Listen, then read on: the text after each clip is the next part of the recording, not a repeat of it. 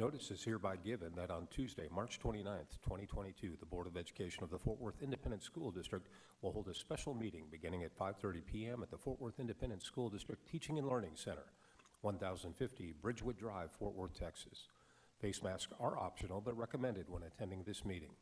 Video of the special meeting will be live streamed on the Fort Worth ISD Live YouTube channel. A video recording of the special meeting will also be posted the following day on Spectrum Charter Channel 192 and AT&T UVerse 99.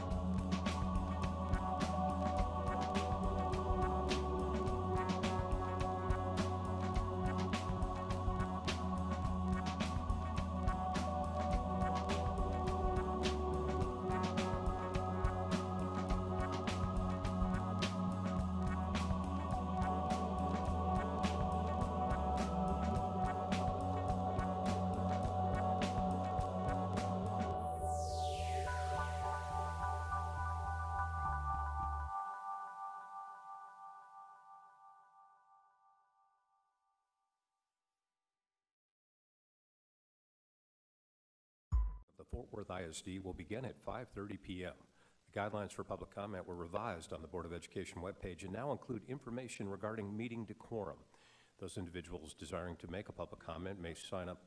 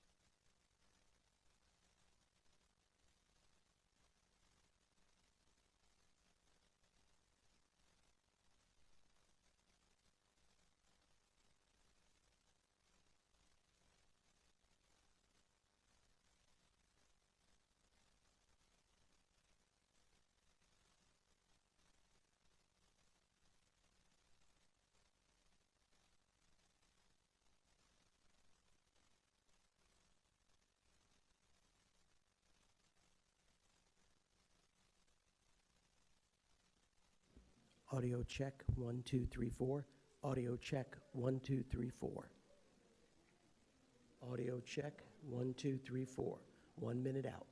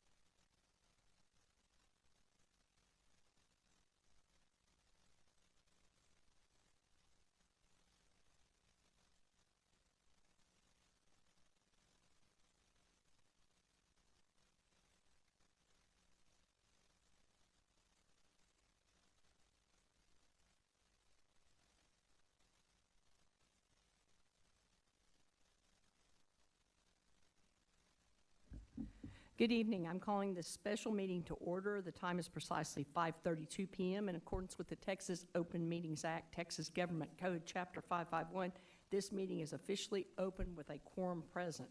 At this time, we will move to public comment addressing items on the agenda. Let me remind you that because of restrictions by the Texas Open Meetings Act, board members may not engage in a verbal exchange about a subject that has not been posted. We can listen and we will take notes, but the board is prohibited from responding to any inquiries made during a board meeting on any topic not posted on this agenda. However, the board may reply with 1, a statement of specific factual information given in response to the inquiry. 2, recitation of existing policy in response to the inquiry. Or 3, direct the person to visit with staff about the issue. While the board listens to concerns of a general nature, speakers should practice normal rules of decorum. Vulgar language and profanity will not be tolerated, as this is a public meeting and our students are watching. Additionally, disruptions of the meeting will not be tolerated. We ask the audience to refrain from interrupting speakers while they present to the board. During this portion of the meeting, any employee, parent, or other member of the public is asked to comply with the appropriate grievance policy to have a complaint heard pursuant to the applicable board policy. No presentation this evening may exceed 3 minutes unless the speaker has prior approval for additional time because of the use of a translator. Speakers who require the assistance of a translator are permitted double the allotted time of speakers who do not require the assistance of a translator. As soon as the speaker begins speaking, the time clock will start. Furthermore, a speaker may not relinquish his or her time to another speaker. It is essential to gain as much public input as possible, and we understand together we are stronger and build better solutions when we maximize public input. I ask that you please observe these rules for the purpose of effectively accomplishing the business of the meeting in a timely manner. Our first speaker is Mr. John Holdridge. Mr. Holdridge will be followed by Mr. Todd Daniel.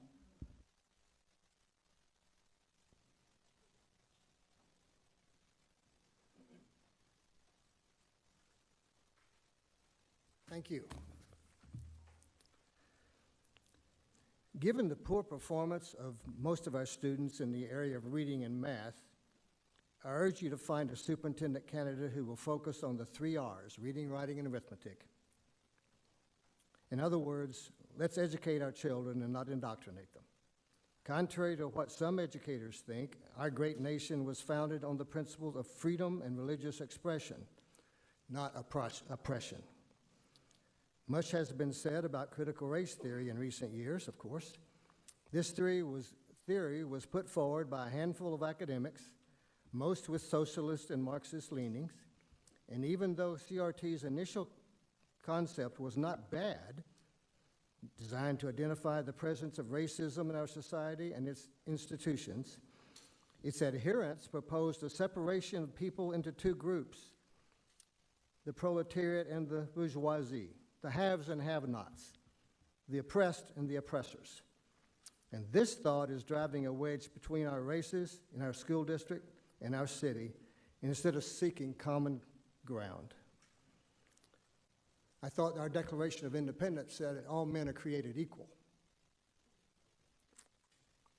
So let's continue a healthy dialogue about race, but put the primary focus on educating and preparing our children for the complex world they will encounter in college and in the real world. In closing, I'd like to quote from Galatians 3:28. This also was a quote from Martin Luther King Jr. on his I Have a Dream speech. There is neither Jew nor Greek. There is neither slave nor free man. There is neither male nor female. For you are all one in Christ Jesus. So let's focus on what we have in common and not what separates us. And I believe the Reverend Martin Luther King Jr. would agree. Let's judge each other not by the color of our skin, but the content of our character. And I do urge you, as you're embarking upon this selection process, that you'll gather input from all avenues and all areas of our society and our city. I'll tell you what my prayer is. My prayer is that you select a godly man or woman to lead the school district. Thank you very much. Thank you. Mr. Todd Daniel would be followed by Mr. Jim Jorns. Hello.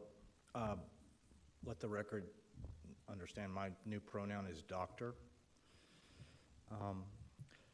I want to urge you to be prompt with this, and let's get rid of Dr. Scribner. I would like to talk about some of the controversy that he's brought. He takes actions without your full board approval. Part of that's on the board as well. When he first got here, he supported transgender bathroom policy for Fort Worth ISD. It was very controversial. That was the first lightning strike. You guys didn't get it.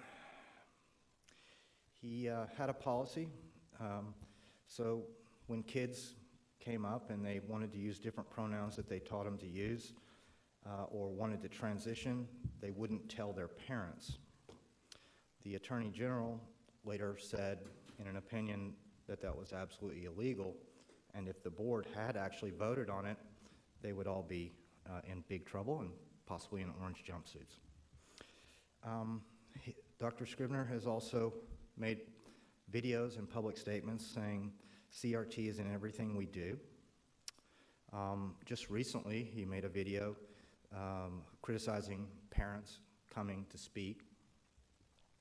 He supports implicit bias training for teachers and these courageous conversations, aka Beyond Diversity. Teachers have been hurt by this. We've lost teachers. It dehumanizes them, regardless of their color. He makes these videos for equity walks to remove culturally inappropriate things with a racial lens that nobody's defined. He created the Racial Equity Division, a division of equity and excellence, which supports the idea that there's institutionalized racism, and they spend over a couple $1 million a year on their racial equity work. The division head makes more than the governor, about $230,000, and has a staff of plus minus 20. The work they do apparently is just shuffling public PEMS data, looking for an aha or a gotcha with a racial lens. Recently, this Racial Equity Committee went underground, closing the public from what they do in their deliberations. Dr. Scribner also implemented a cloth mask mandate without a vote of the board. Lawsuits are ongoing, and there's 2 of those. $130,000 has been billed so far. We think there will be more billing coming. He was busted a couple weeks ago by a local newspaper for being the travel expense leader in the county. Thank you. Let him go. Jim Jorns will be followed by Marty Epstein.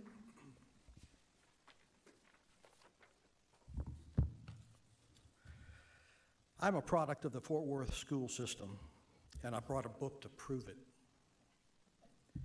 Finding New Neighbors. I was probably in 3rd grade. I did sign it. It's autographed, so I call it an heirloom. Maybe it'll be an antique someday. Some of the stories are pets and playtime, at the zoo, just for fun, Indian children, about the eagle hunt, or home, a poem. Days everyone likes, old stories, Americans all. From Alice Carlson Elementary to the startup of Tanglewood Elementary in 3rd grade to McLean Junior High School in Pascal. It was far from perfect in my mind because the system wanted me to learn reading, writing, and arithmetic, and they held me accountable to that. The school board held the teachers to teach the above too. It seems like all we want is more changes, including the teaching of true basics. Now, please consider this statement that my grandfather always said: change is slow and painful. Kind of let that sink in. There have been a lot of changes the past few years, but how have we done in teaching our kids and our grandkids? In my opinion, we have failed.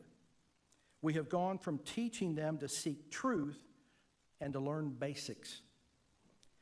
My grandfather would also say that there are 3 sides to every story. There's yours, there's mine, and somewhere there's the truth.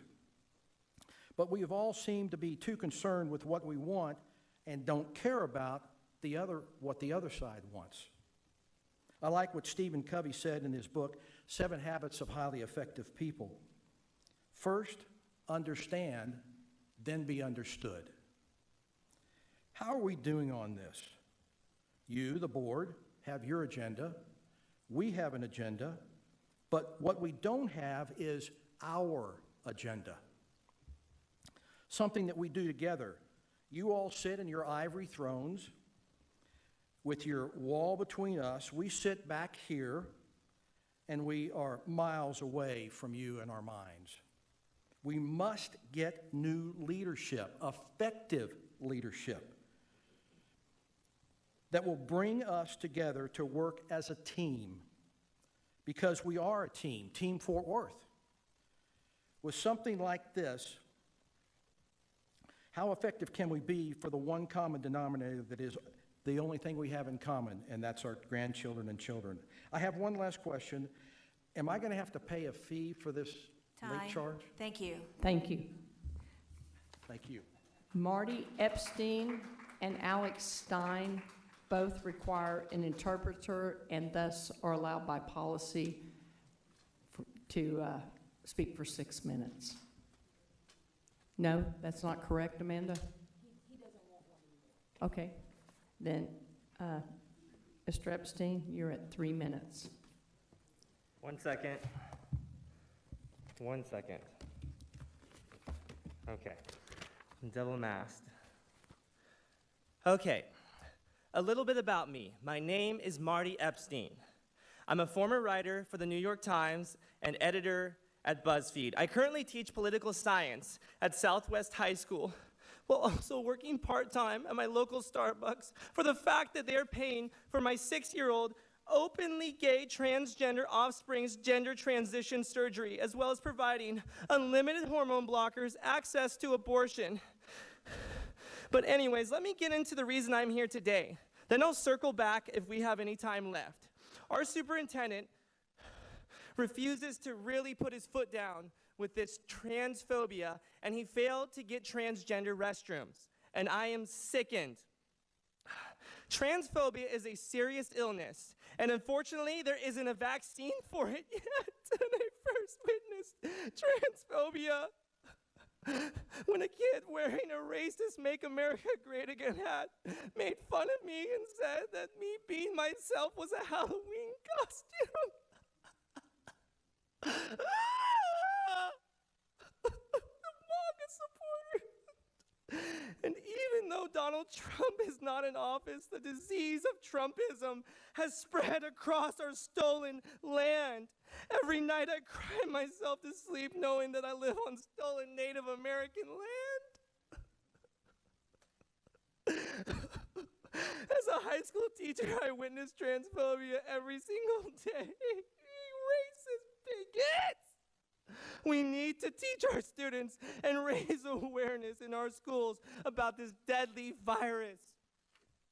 Transphobia is a spectrum, and it can go from transphobia to transphobia with many shades and flavors in between. But what degree of transphobic are you? We have the extreme transphobic, which is Trump supporters, Nazis, KKK, Bible thumpers who believe in a sky daddy, when we clearly know that we humans used to be monkeys and came from the Big Bang Theory, which is proven science. Let's not forget, straight white males, those who say that a man will never be a woman, those who refuse to get vaccinated and obey the science. It's science, people! Obey the science! It's common basic biology! Just get the vaccine! You bigots! No! Is somebody laughing? Now we have those who are right in the middle. Are you that person who says, I have a gay friend or family member? Am I that gay friend? Do you refuse to get gender reassignment, therapy, surgery? The bottom of the spectrum is unconscious transphobia. This is anybody who is not transgender and refuses to be attracted to the same sex. I recently had a coworker who said that he was not transphobic. However, he refused to kiss me because he said he didn't swing that way. So if you didn't see yourself on the spectrum, that is the category that you are in. Thank you. Oh my gosh. Alex Stein will be followed by Jennifer Crossland. Thank you. Alex Stein will be followed by Jennifer Crossland. Mr. Stein, do you need an interpreter? Okay. Do we agree 3 minutes, sir? Yeah. Thank you.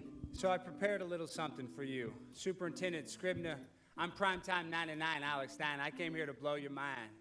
I want to say, the time is now. Don't have a cow. You got to go. Walk through that door. We don't want you here anymore. You are the worst, but you're not the first. You are superintendent, but you're really indignant. You sit there with that golden stare. You put a mask on every kid. Yes, that's what you really did. Transgender bathrooms is basically Child grooming, you want these kids to all be gay. Why is that you need to leave today? I don't want these kids to grow up gay. I'm primetime 99, listen to what I say. Scribner, you have no hair.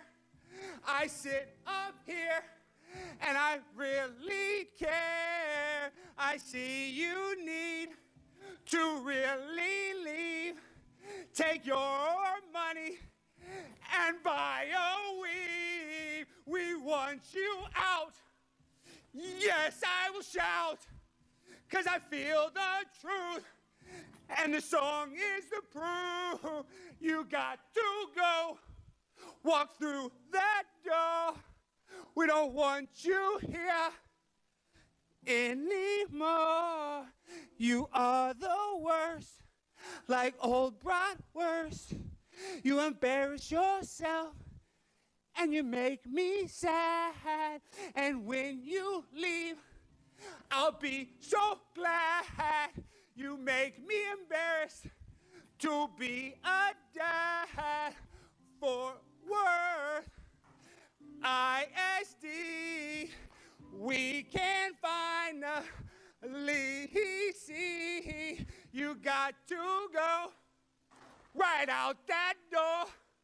We don't want you here in.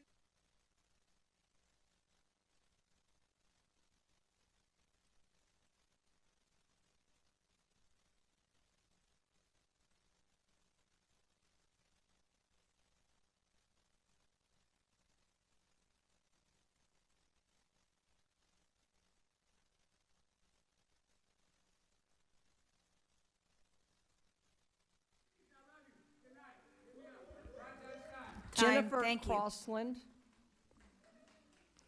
will be followed by Carlos Tercios.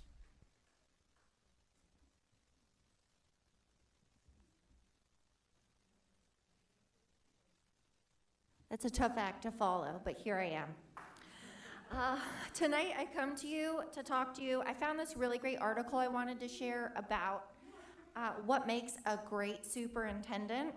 I got this from a website called greatschools.org, and it used to be one of my favorite websites for schools until it went woke, which is what we're working on. But this article is from 2010, and I wanted to highlight, okay, what makes a great superintendent? That's our topic, that's what we're thinking about, that's what we're looking for.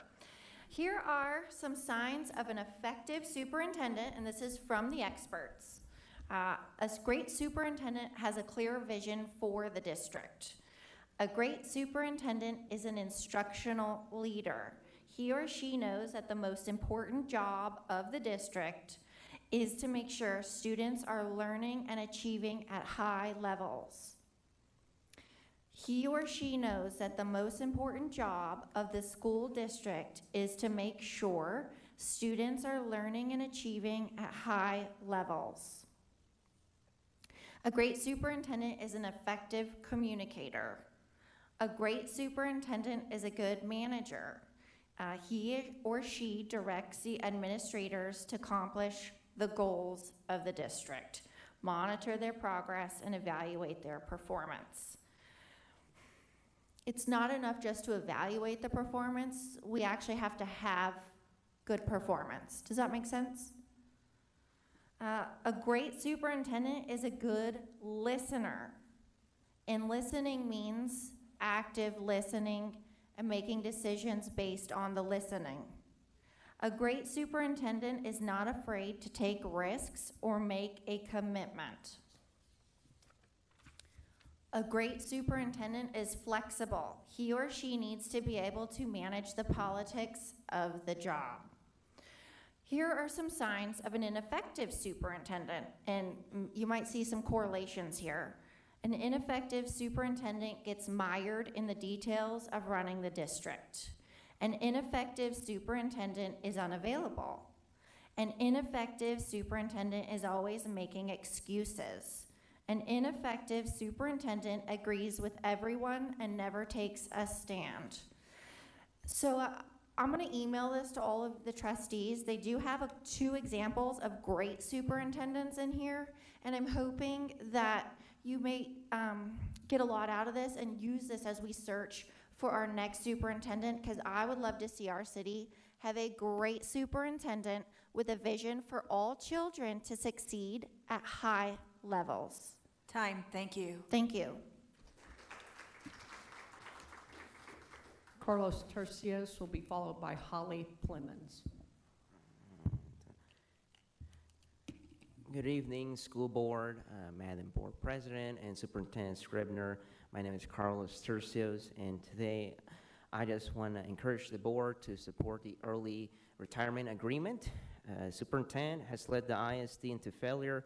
More than 12,000 students have left the ISD since 2016, and the reading grade level for students is 32%. You've also seen schools closures as well, and Scribner has created controversy for the city of Fort Worth from implementing a mask mandate, a transgender restroom policy, and supporting wokeness, and spending $2 million of taxpayers' money into wokeness and anti-racism training. Teachers have also been abandoned because of Scribner's team unwillingness to listen to their concerns of teachers and teaching environment. Today's a historic day, ladies and gentlemen. Today's a day you can finally end this era of chaos and open a new chapter of positivity, growth, and success. I urge the board to vote for the early retirement agreement and start the search for a new superintendent. I think the city needs to heal. The former mayor has already stated that Scribner has got to go.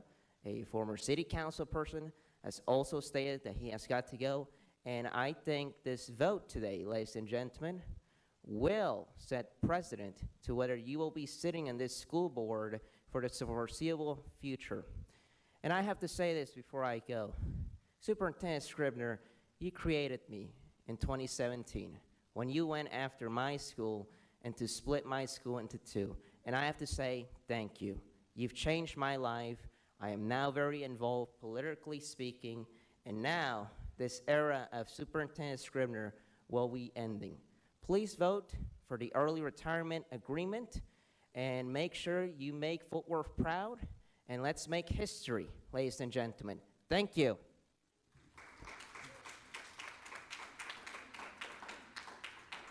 Holly Plemons will be followed by our final speaker, Joe Palmer. Hi, Holly Plemons, mother of 3 in Fort Worth ISD, back again. This time I'm here to talk to you to ask you to please go ahead and let Scribner go at the end of this school year. We need to start our next school year with a strong superintendent that is going to put his political beliefs to the side and strictly focus on education. I'm tired of politics being pushed on my kids. I have evidence of it. I listened to you, Mr. Scribner, or Dr. Scribner, when you were in Dallas, and you said that what we talk about is manufactured, that there is not CRT in Fort Worth ISD. So let me clear that up, since there seems to be some confusion on your part. We have never said that teachers are actually teaching our children CRT, but our evidence through 2 different videos of it coming out of your mouth and Dr. Jonathan Perez's mouth is that you are training our teachers, and I'm speaking to you in case you want to look at me. You're training our teachers to learn critical race theory and apply it to everything they do in the classroom. Our teachers are then pushing that off on our children. They are treating our children differently based on their skin color, and that is 100% unacceptable. What they are pushing off on our kids is CRT. It is what is being pushed off. We've never said you have a class on it. And for you to sit up there for an hour in Dallas and lie about what's going on, it was mind-blowing. Like, you should literally be embarrassed of yourself, as Maddie Parker should, because she did the same thing. We have the proof. All you got to do is ask us. To anybody that's listening that thinks, maybe they don't, we do.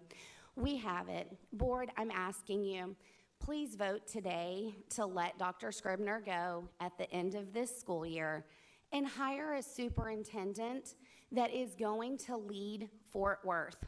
Make Fort Worth ISD good again. Make people want to keep their kids here. I mean, I guess you guys are embarrassed about your enrollment numbers because I cannot get anybody to tell me what the population is for this school year. With our city booming, Fort Worth ISD should be booming, and it's not. People are moving out to Aledo. They're picking charters, they're picking private, or they're being like me and picking homeschool. Y'all have a good day. Thank you.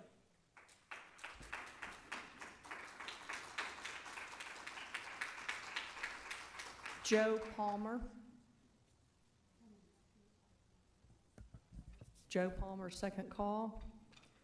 At this time, it is 6 p.m. The date is Tuesday, March 29th, 2022. We will now recess and reconvene for executive session as authorized by Chapter 551 of the Texas Government Code under Sections 551.071, 072, 074, and 076.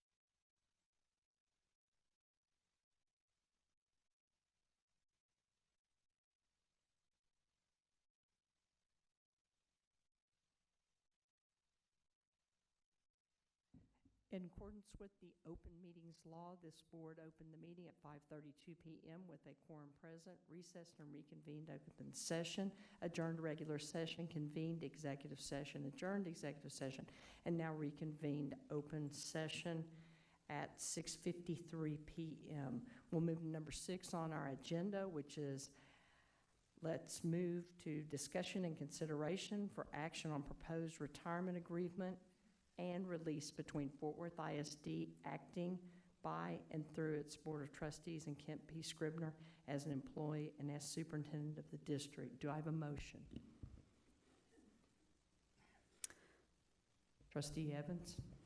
I move that the district accept the resignation of Dr. Scribner as superintendent effective August 31, 2022, under the terms discussed during closed session. Do I have a second? Second, Trustee Dar. Do we have any discussion? Seeing and hearing none, please move to voting.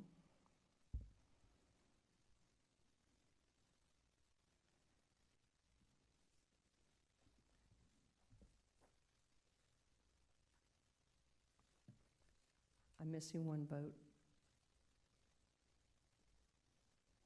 And the motion passes unanimously. At this time, we will have presentations from each of the superintendent search firms. We'll first hear from Hazard, Young, Attia, and Associates. During this process, one trustee will ask all of the initial questions. After that, we will then have open questions from the trustees.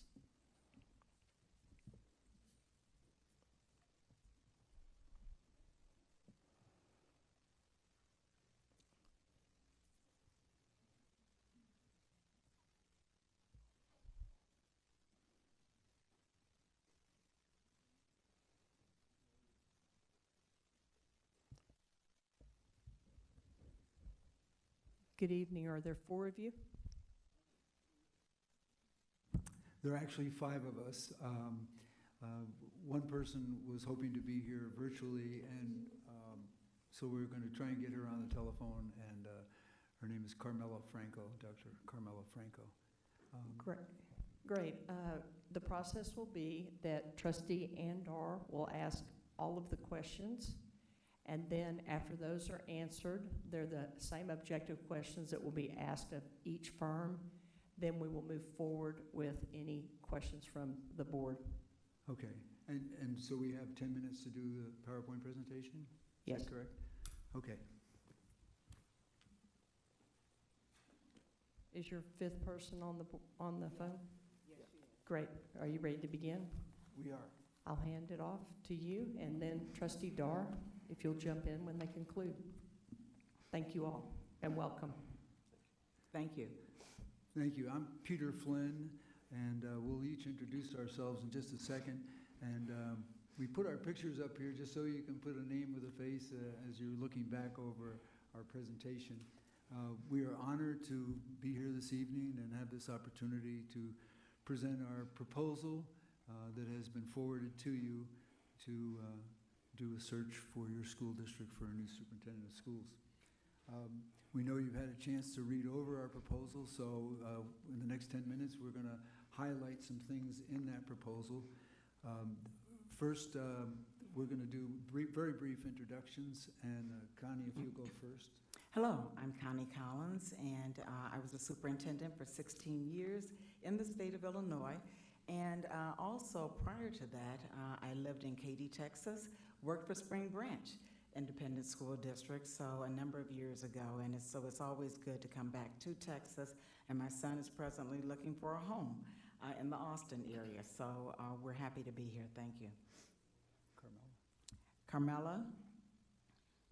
Yes, good evening, members of the board. I'm pleased to be part of this presentation, albeit by phone. I serve as a search associate with HYA and Associates and retired as a superintendent after 12 years in Whittier, California. I'm a mentor in the ASA USC Urban Superintendent Academy and a founding member of the Association of Latino Administrators and Superintendents, ALAS, a national organization. Again, it's a pleasure to be with you. I'm Jim Largent. I am a North Texas associate. I live in the area and served 21 years as a superintendent in Texas public schools. So I frequent Fort Worth often. Love the city. Good evening. I'm Nola Wellman. I served in Texas as superintendent for 11 years in the Eanes School District outside of Austin. Prior to that, I was 32 years in education, the Cherry Creek School District in the state of Colorado, and was in Cherry Creek for 16 years, and I'm pleased to be here. Thank you. Rick Berry is unable to be with us tonight, and he really wanted to be here. He graduated from Pascal High School in your school district. He started his administrative career in Arlington and served as superintendent of schools there for 4 years, and then went on to a distinguished career in Cypress Fairbanks School District, where he served for 12 years. And then he and our team began to do searches about 10 years ago in Texas, and so he is an integral part of our team. He had back surgery last week, and he's not allowed to travel, or it was recommended because of some medication that he's on that he refrained from a virtual appearance as well. And finally, I'm Peter Flynn, 34 years as a superintendent of schools in 4 different states, Scranton, Pennsylvania, Davenport, Iowa, Lexington, Fayette County, Kentucky, and Freeport, Illinois. And prior to that, I was a classroom teacher and a college teacher as well along the way. So those are the members of our team. We represent about 100 years of service as superintendents of school. And we also have been working with boards in the capacity of helping to find searches and then doing, in many cases, follow-up work with boards and the new superintendents. The calendar that we sent to you is a sample calendar, and it should have been sent to you, I hope it was sent to you as a single sheet, and if you have access to that, it'll just give you some reference points, but you don't absolutely need to have that in front of you, but it might be handy if you do. And but we'll go over the key points that are in that calendar so that you'll see in the next several minutes what we're doing in terms of how much it takes to do each phase of the search. The search has 4 basic phases, all of which are customizable to the board's liking, priorities, and what the board wants out of the search. That's a key point in talking about these, and we'll talk about each phase of the search, and Connie will begin with that. Next slide. The engage phase is the first phase, and there are key components of the engage phase, which include the planning meeting with the Fort Worth board, where we will plan every aspect of the search. Then the board and stakeholder input using our survey that is based upon 25 years of research on effective superintendents, and we will do listening sections, probably 30 to 35 meetings, including one-on-one meetings with each member of the board and your outgoing superintendent if you so desire. Using Zoom webinar or telephone with the one-to-one interviews is possible and what we would do. Based upon the information gathered from the listening sessions and the survey, we'll draft what we call a leadership profile report.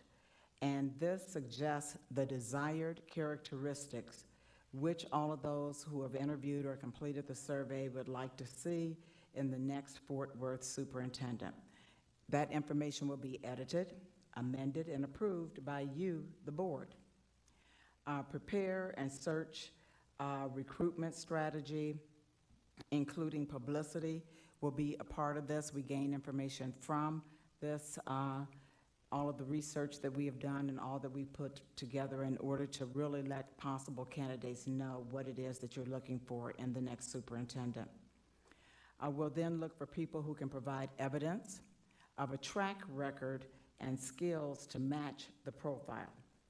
A board portal will be provided where we will set that up, and you will have passwords to be able to access all of this information from the board portal whenever you would like to see it. And then our goal is that we will have an approved profile that will be available to anyone who is interested in Fort Worth. Next slide. The recruitment phase is phase 2. We actually start advertising and receiving applications on our website, which, by the way, gets 30,000 views a month within a few days of signing our agreement. Later, the consultants recruit candidates based upon the approved Fort Worth ISD leadership profile. Using state and national networks, which we are very closely connected with, of over 100 associates, plus contacts with TASA, Urban Superintendents Association of America, the Council of Great City Schools, and the American Association of School Administrators. We review the submitted applications, we conduct screening interviews, we check references, both formal and confidential. Next slide. Here's a little bit about Hazard Young Atia and Associates. HYA has assisted more than 1,500 school boards with executive searches, including our nation's largest school systems to school districts with just a few hundred students. We have worked with school districts that were urban, suburban, and rural areas with varied racial, ethnic, and social economic diversity. Our nationwide associates ensure we can actively recruit the best talent. Each of our searches has executive oversight. Our firm has professionally staffed full-time offices and a technological infrastructure. Our process includes our survey and is research-informed. Nola? The third phase is the select phase, and that is very critical for the board because your involvement really ramps up and your time commitment. This starts with us providing a slate of candidates that we have interviewed, vetted. We've used questions based on that leadership profile. That's a critical part of each of the candidates and how they match the desired characteristics established by the board. We review the candidates' references. We tap into our own network and our ability to gain reliable information on the candidate's past record of achievement. Our firm is committed to spending the time and the energy on the details necessary to find the right candidate for you. We'll bring a workshop on interviewing, and we will facilitate the writing of an interview script based upon questions that you submit to us. We'll put that script together. We will facilitate debriefing after both rounds of interviews, and we will arrange for a deep background check and the site visit in this phase.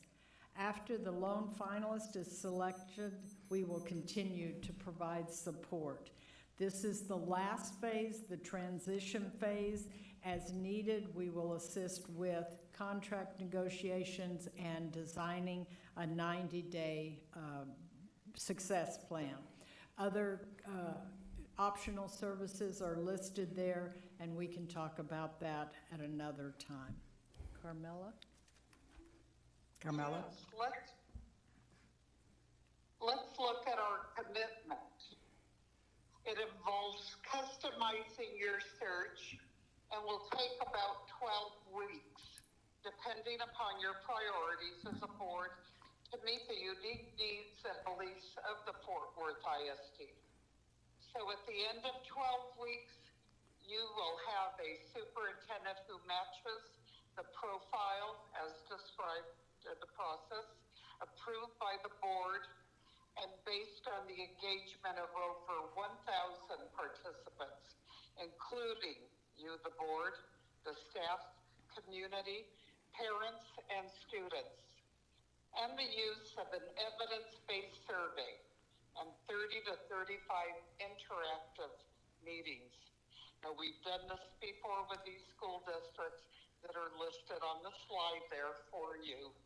You could see many of the districts are Texas districts, and we include a couple of others such as LA Unified, which we recently completed. Next slide. An important one, our equity commitment. HYA commits to identifying, supporting, and helping to place diverse district leaders. Many times districts want candidates who have recent, relevant, who've demonstrated experience and successfully addressing those key areas of opportunity gaps, leading with an equity lens, and getting results from equity initiatives enacted by the board. We know how to find those candidates for you. We are experienced and successful in doing so.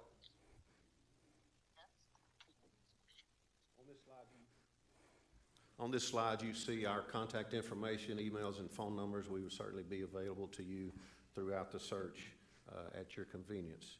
And now we're ready for your questions, and we do have one last slide that will only take a couple of minutes when we're finished with your questions. Thank you. Thank you very much for that presentation and for being here this evening. The first question, what metrics does your firm utilize to evaluate the success of superintendent placements? Please include the superintendent tenure, the tenure range or the average overall, and include information regarding large urban districts over the past 3 years. So I'll take that question, and I'll take you back to the listing of recent superintendent searches. And if you look down at the very bottom, the Fort Bend search in 2013, that superintendent stayed there for 8 years. And then next up on the list is Round Rock. That superintendent stayed there 7 years, and so on. The ones in the last 3 years, without exception, if we go down to 2018, 2017 even, Superintendent Crowley is still there, and all the rest are still in place. So we look at the longevity, certainly, but we also look at whether or not the superintendent was able to meet the goals that were set by the board and established in the profile. We frequently are called upon to do a workshop with the board and the new superintendent to help them get to know each other, understand each other's roles, and we think that that's a very helpful exercise. We also have done tutoring and mentoring of superintendents based on the notion that there's no perfect candidate. Everybody's got a growth area, and we have been effective in assisting in that regard as well. Thank you. Number 2, there's some echo. Are we better? That's much better. Thank you. Number 2, what challenges do you anticipate regarding the search process for Fort Worth ISD, and how will you overcome those challenges in order to deliver the optimal superintendent candidate for the district? I'll start and then invite my colleagues if they want to contribute. I think you have to realize what a wonderful opportunity Fort Worth would be for candidates certainly in Texas, but in the nation. And therefore, one of the challenges, if you can consider that, will just be narrowing the candidates. We believe that there will be a great slate to bring forward for you, and just narrowing that, the candidate pool will be a challenge for us, and that's a good challenge to have. think the other thing is that to recognize, and many of the candidates that have been successful have been recruited by us. So when we get that leadership profile, it is very important that we all understand what the community and you as a board are looking for in those characteristics, and then we go with our network and seek out those candidates, and many of them that were successful in those searches were recruited by us, were not initially applicants. And I think the third challenge, if you want to say that, is you do have a board election, and just getting past that board election is a timing or a timeline, an issue to talk about during the planning meeting, but that's a short-term challenge. Thank you. Number 3, what assets and/or benefits have you identified for Fort Worth ISD, and how will you leverage them to deliver the optimal superintendent candidate for the district? We think that the steps that you've taken as a board to adopt the Lone Star governance approach and to reflect that in the development of your policies, coupled with the importance that you stressed on continuous improvement for students, for all students. We think that those are two attributes that tell interested candidates a lot about you and what you consider to be important, with the understanding of whose role it is to do what and how that continuous dialogue needs to take place among board members and with the superintendent. So we think that those are real assets. We will tell you that almost invariably, the second or third question that's asked when we approach people, as Nola mentioned, to tell them about the opportunity in a school district is, what's the board like? And so people that are interested are going to watch what you all do and what you're concerned about, how you interact with each other. And I think that that's, I've watched some of your board meetings, and I think that there are a lot of good things that you're doing, and that shows up in your school board meetings. And I think that that's another asset as well. So that those are some things that we think are going to be assets or benefits that we've noticed. I'll also hasten to add that I'm sure we have a lot more to learn, and part of our process in interacting with your community is to ask the same 5 questions when we talk to individual board members or we talk with a group of people, and we ask them, what are the strengths of the school district? And we compile those strengths and then share that to you in the leadership profile report. We also ask, what are the challenges facing the school district? And frankly, the challenges facing the school district are as much an attraction to a worthy candidate as are the strengths, because they want challenges. They want to show what they know and they've learned in similar districts that they can put to good use here. I just want to add one other point to that. You know, now that we're at the point where we are as far as COVID is concerned, and we're not seeing as many cases, this, I think, is a little bit more attractive of a time for someone to look for a superintendency than it was before, when, we were just really dealing heavily with COVID, and there were superintendents who were not wanting to leave their districts because of that, and many were even retiring at that time. So I think that now that things have gotten better, people are a little bit more excited about opportunities that are available, and that would make not only this district but others really an exciting place to be. Thank you. Number 4, how does your firm utilize diversity and inclusion? We utilize diversity and inclusion when we take a look at individuals who work for the firm. We feel that it's important that they understand what diversity is as well as inclusion. We have individuals who have worked in various school districts, and we work with organizations throughout the United States which are focused on equity, inclusion, and diversity.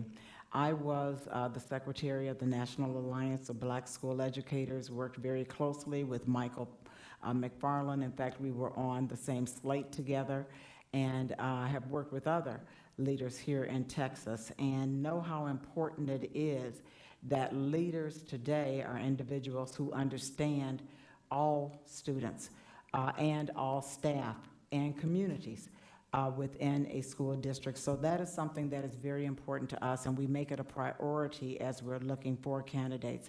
Also, the leadership profile report will really identify what it is that you're looking for and what's important to you as a district. And so we take that information out as we are recruiting to really see that there is an alignment in what you're looking for and you know, what the individual may be looking for.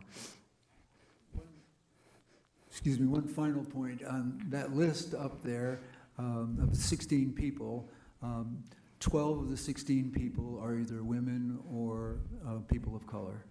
And so it shows up in our work, it shows up in the success of the superintendents who go before boards to be hired. Number 5, how does your firm engage and deliver the voices of multiple stakeholder groups? Please include a brief description of each platform and its effectiveness. I spoke earlier about their individual meetings that are held, and in some instances, the board decides that, you know, we would like for you to interview the mayor or others individually versus in a group setting. There are small groups, focus groups, small groups that we work with. The board has input into how those groups are formed and how you would like us to go about that process. We also have community forums. It's important that many times there are forums not only at night, but also during the day for those who may be working at night. I just completed not long ago the search for the Montgomery County School District, which has 165,000 students. In that particular district, we did community forums. We used Webinex. We had 1,000 community members. These were parents who were on a part of that forum. We had breakout rooms. We had, they have more than 100 languages there within the school district. We had interpreters for the breakout rooms. We also had someone who was doing sign language for those who were deaf. So our goal is to be responsive and to really respond to the diversity that exists within a community so that we're meeting the needs and no one feels that they're left out. By having the online survey, if someone is not able to make it to a meeting, then they can complete the survey and provide their input in that way. And then there have been times that we have done additional meetings above and beyond what we said we would do because there was a need to do that. So it's really important that we are inclusive and that everyone feels, and I've even taken telephone calls from some people within a community who said, I wasn't able to make it to a meeting. Can I share with you what I feel the needs of the school district are? Just our survey is available in 2 languages, English and Spanish, as a default, and then we have the capability of developing other languages as needed. Okay, number 6 is divided into several parts. How much input does the board have in your search process? I think we want to emphasize to you that this is your search. We're not bringing you a cookie-cutter approach to doing this job. We will spend the time in a planning meeting with the board to determine all the details of this search, but again, it's your search, and we want you to be happy with how we conduct it for you. How many candidates do you deliver initially, and how are they screened? Okay, and just to follow up. Sorry. Yeah, what Jim said. We make recommendations for various aspects of the search based upon our experiences. However, it's your determination. Same is true when it comes to the number of people in a slate. We recommend 5 or 6 people in the initial conversation because we have found that once you get beyond that number for a board to sit and do an interview, it sometimes gets a little blurry about who said which, and it becomes incumbent upon the board to do a lot of copious note-taking during those interviews. So we recommend 5 or 6. However, there have been times when we've added a 7th or even an 8th. And the way we do this is we bring the board the recommended people for the slate, and we get to that by using your profile, asking people to describe how they have personified that profile in their work. For example, let's say if you develop a profile that says that you want somebody who's good at improving student achievement with a diverse student population. We'll ask people, can you do that work? Have you done that work? And we want to see how they describe their doing that work. That's number one. And then secondly, we want to know what kind of results did you get from doing that work? So show us evidence that there's a trajectory of improved achievement with this diverse student body, or you've closed achievement gap the good way, or you've improved graduation rates. So we ask for evidence. And then finally, we ask for people who are familiar with this individual's work. Did this person actually lead that? And what was your observation of that leadership style? And was that stage already set for that individual superintendent by somebody else, or was it an initiative that was brought to the school district by this individual? So those are the kinds of things that we look at when we're getting a slate for you and present to you. We'll also tell you why these people met your criteria as described in the desired characteristics. And we'll also tell you who came close. And at that point, you might say, we want to go beyond 5 or 6, and maybe we'll spread the days out when we do the interviewing. So there's, again, it's customizable to you. If after you talk to the slate and you say, we want to keep looking, we'll bring you more candidates. What would you do if a board member or the board wants you to recruit a specific candidate? When we do the one-on-one interview, again, I said we ask the same questions to everybody. So what are the strengths? What are the challenges? And then given that as a context, what should this new superintendent look like in terms of attributes or administrative style or expertise? And then the fourth question is, why would somebody want to come and be the superintendent here? And then the fifth question is, do you know of anybody who might fit your idea of what the next superintendent should be like? And so we make note of people that have been suggested by board members. We compile that list, and we look at those people in comparison to the profile that the board ultimately develops, because we think it's important to keep coming back to that standard. The board said, this is what we want in terms of desired characteristics. So go find people like that. And so we think that anybody, whether it's mentioned by a school board member or not, or it's an internal candidate or not, we think that they should all meet the same criteria before we bring them on a slate to the board. And how important do you believe a national search is, considering the politics and differences in Texas as compared to other states? Let me just say that I think it's always good to do an exhaustive search. I mean, we want, as we might have mentioned before, we want a big funnel where we take in everyone who's interested, then we work it down, and as we focus through the profile and find who best fits what we're looking for. But I think the thing that you will hear me say over and over is we're looking for the right fit for Fort Worth ISD. It may not be the right fit for another school district. We want the best fit for you, and so that's how we will work throughout the process. Okay, thank you. The next 3 questions are related to the cost of your services. What is included in the quote, in the search quote? Well, and we tried to describe approximately how many consultant days would be involved, and that's listed also in the proposal. It's a flat fee. There are some advertising pieces that are not included in that fee, and we did include that as well. For example, there are 3 advertising packages that are suggested. Again, it's customizable. It's how extensive the board wants in terms of advertising, and the length of time in the recruitment phase that the board establishes, because when we complete the search is up to you. And so the advertising has to fit into the time allotted. As we mentioned earlier, the website alone gets a lot of views and a lot of interest.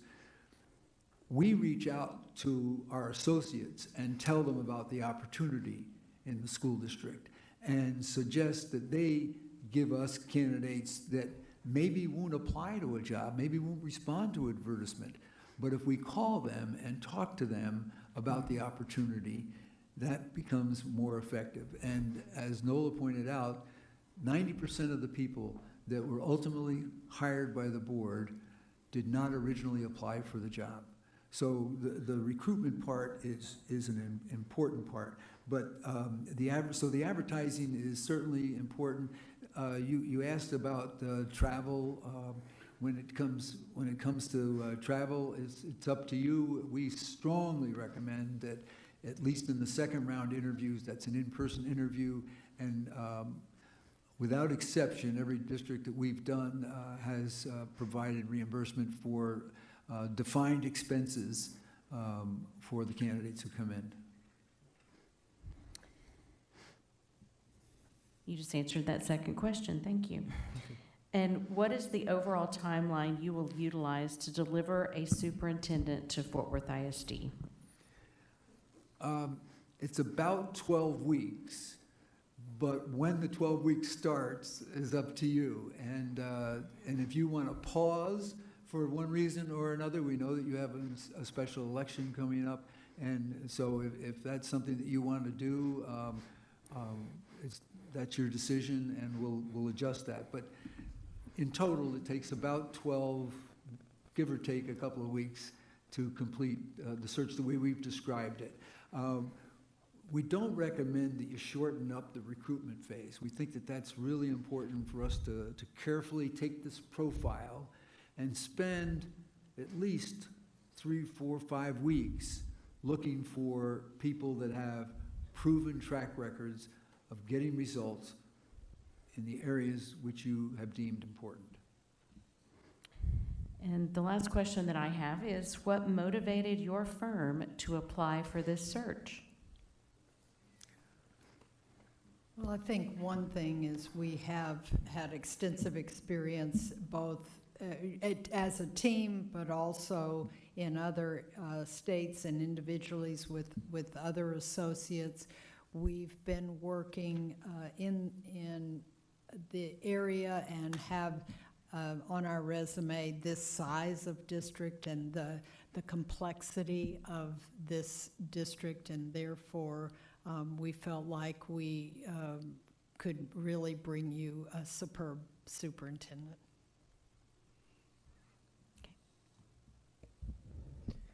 Thank you, Trustee Dar. I want to thank you all for being here, and at this time I want to open it up to the trustees if anyone has any questions.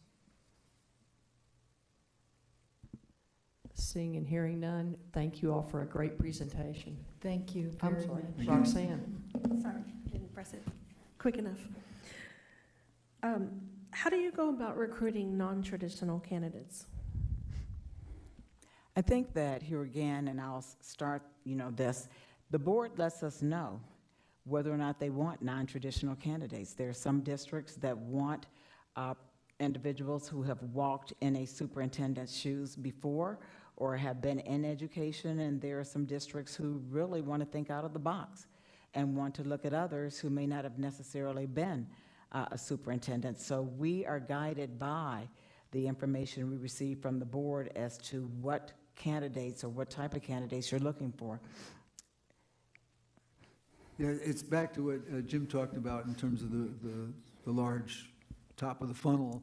And again, in the planning meeting, one of the things we talk about is what are the the pluses and minuses to defining the next superintendent in terms of credentials, degrees, that kind of thing. And so we rely on what you as a group, as a board, want to have in terms of the limitations or the lack of limitations on the consideration of candidates. So we're not trying to avoid your question. We have recruited people who would be considered non-traditional, but we've done it with the guidance of the board and their tolerance for whatever that traditional approach might be.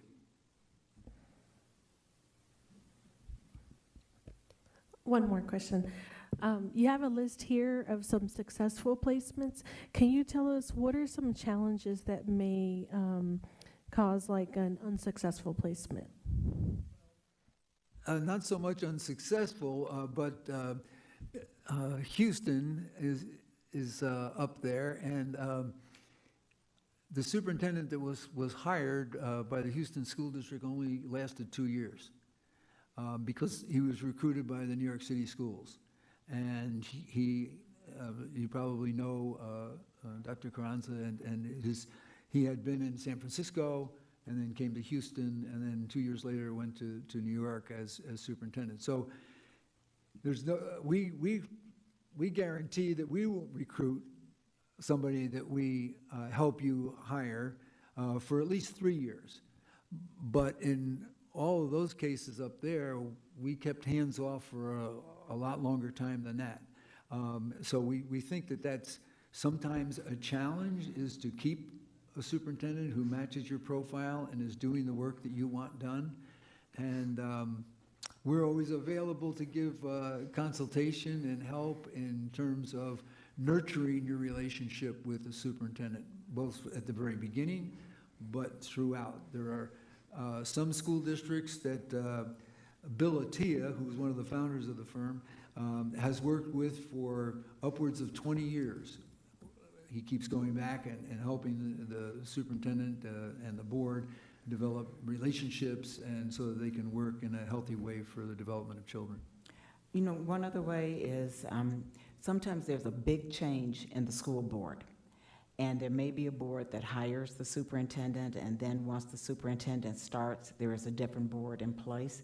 So I think it's something for a board to take a look at if you know that there may be individuals who are even running for the board, and how can they be involved in hearing and getting to know about someone who is either coming in or people who may be finalists for the role. So I think in some instances where a board where there are a number of people who are leaving and a number of new people coming in, and the new people have not been involved at all in any way, it may be a problem for them, and it may make it difficult for the new superintendent. Could I make just one final comment? Our last slide, essentially what we're saying here is that we don't have all the answers, but we are all learners. We're continuing in our learning. And furthermore, we hope that our references are accessible to you, and that you have an opportunity to ask them, because although we can say a lot about what we've done, they are the real metric when it comes to verifying our worth as a search firm. And so these are some things that we think separate us a little bit, not necessarily totally from the other firms, but there's some things that we think are characteristics and traits that are worth considering. So thank you very much for this opportunity tonight. Trustee Evans? Oh, I'm sorry. Yeah, no, it's fine. I just have a quick question. I like seeing that you're not working with on any other searches in Texas. That's very important to point out. Thank you. You did mention that you'll engage in an agreement to not re-recruit the candidates you've placed for 3 years. Yes. Is that a fixed number, or is that time negotiable? That post 3-year placement? It certainly is negotiable. And one of the ingredients that we would want to put into that would be a continuing relationship with the board.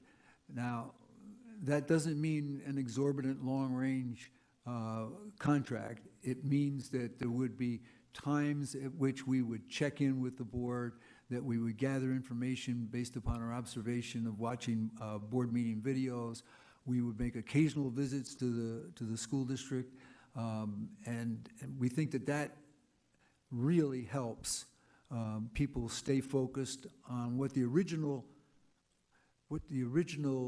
coming together was all about. And so where there were some things that they had in common at the very beginning, sometimes those things need to be refreshed because there is turnover in terms of not only the board, but the staff of the superintendent. So again, yes, it would certainly be negotiable, and with that one caveat. Thank you. I have one question, just to follow up to Trustee Martinez's question. Non-traditional candidates, do you have any data on non-traditional candidates overall? Is there a trend anywhere in the United States with regard to non-traditionals? I don't know of any research that points to a trend in non-traditional candidates. However, I can think of somebody who was non-traditional in one sense, and his name is Polio. He's the superintendent in Jefferson County, Kentucky. And he went from being a high school principal to being superintendent of a 100,000 student school district. That certainly was non-traditional. But the board saw in him wisely, and he's proven them out, that he is a talented educator and leader of educators. I don't see a trend line in that direction, but that's an example of a non-traditional person, but still within the realm of education. I would sort of add to that I know that within the state of Illinois, the two largest districts in the state of Illinois have non-traditional superintendents. They're probably referred to as CEOs. They're within the state, and so they did not go the traditional route, and the state granted approval for them to serve in that capacity. So they had to get state approval in order to be able to do it, but that's Elgin, Illinois, as well as Chicago Public Schools.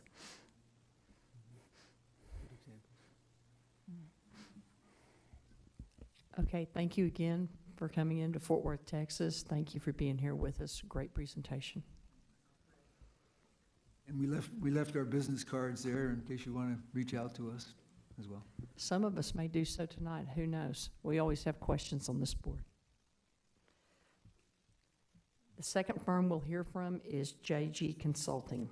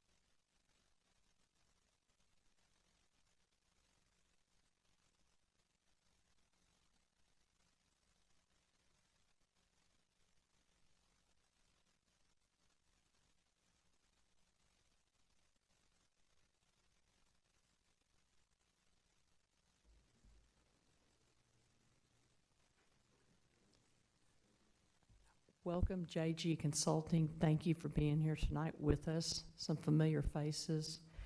I wanted to let you know that you'll have 10 minutes for your presentation.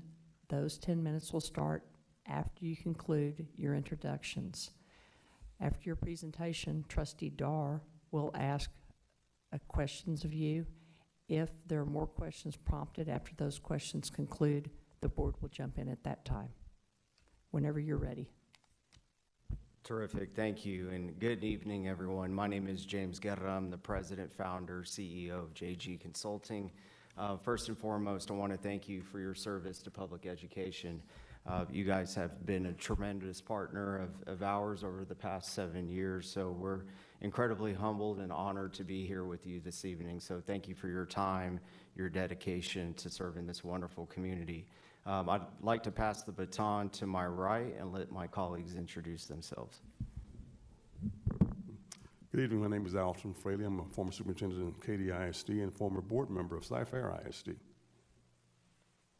Yes, good evening. Hello, my name is Amanda Sargent, serving as senior search consultant as well as a former board trustee and board president as well.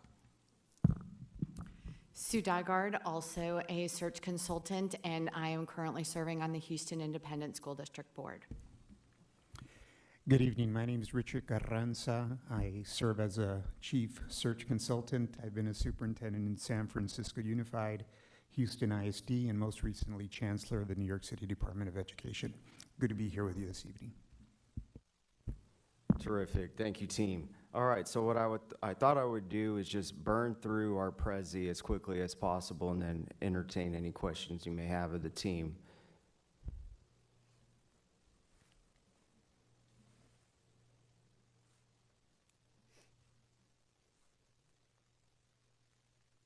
Well, the clicker's not working. Okay, so you've met the team. So these individuals that you see before you will be the dedicated boots on the ground. So we will serve both internally and externally all of the various stakeholders that you assign for providing input and garnering feedback as it pertains to developing the leadership profile. So I will serve as the principal consultant, and then the others that you see here will also serve as chief search officers and senior search consultants. The only individual who is missing this evening is Dr. Steve Flores, retired superintendent. He's currently helping support the San Antonio ISD Board of Trustees with their first round of interviews tonight and tomorrow. So he's in San Antonio working with them. So he is here in spirit, he's just not here physically. A few things I'd like to underscore and highlight with respect to our mission. 3 words that I want you to keep in your hip pocket, and we'll address these as we go through the quick presentation. One is equity, so you see the word equitable there. The second is inclusivity, and last but not least is transparency. Those are 3 pillars of our foundation, which we're all going to highlight and underscore as we continue to talk with you. The impact can be measured in many ways. We all know that the ultimate measurement for success is the success of the young children and young adults that you serve here in Fort Worth ISD. The satisfaction of the board is also a key criteria for our success. We'll talk to you about our tenure, the length of service and time that the superintendents we've successfully recruited who are still serving today as we go through our discussion with you. Some of the larger, more complex and urban systems that we've served in recent years that you see here before you, Austin ISD. Here recently, we've successfully recruited the Socorro Independent School District Superintendent. I just mentioned that we're currently engaged with San Antonio ISD. The current Superintendent of Schools with Houston ISD, Mr. Millard House II, is currently serving as the newest Superintendent of HISD. We've represented Boston Public Schools, East Baton Rouge Public Schools, Lamar Consolidated, to name a few. Last but not least, the Fort Worth Independent School District. Some of the differentiating factors that we like to highlight and to share with you this evening. One, what you see before you are experienced practitioners, those individuals who have the tenured success of successfully serving as a superintendent in different capacities.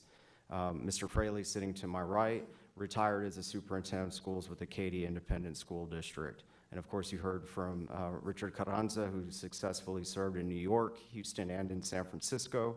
Dr. Flores served as superintendent in Round Rock ISD before retiring. And then it's also very beneficial and a value add to have experienced trustees to provide a different type of perspective. The second component is we have an interview portal. So remember earlier I talked about equity, inclusivity, and transparency. One of the very most unique attributes to our process is we require that each candidate complete a short video vignette. which you will have access to. So let's just say hypothetically 50 candidates apply to serve as your next superintendent.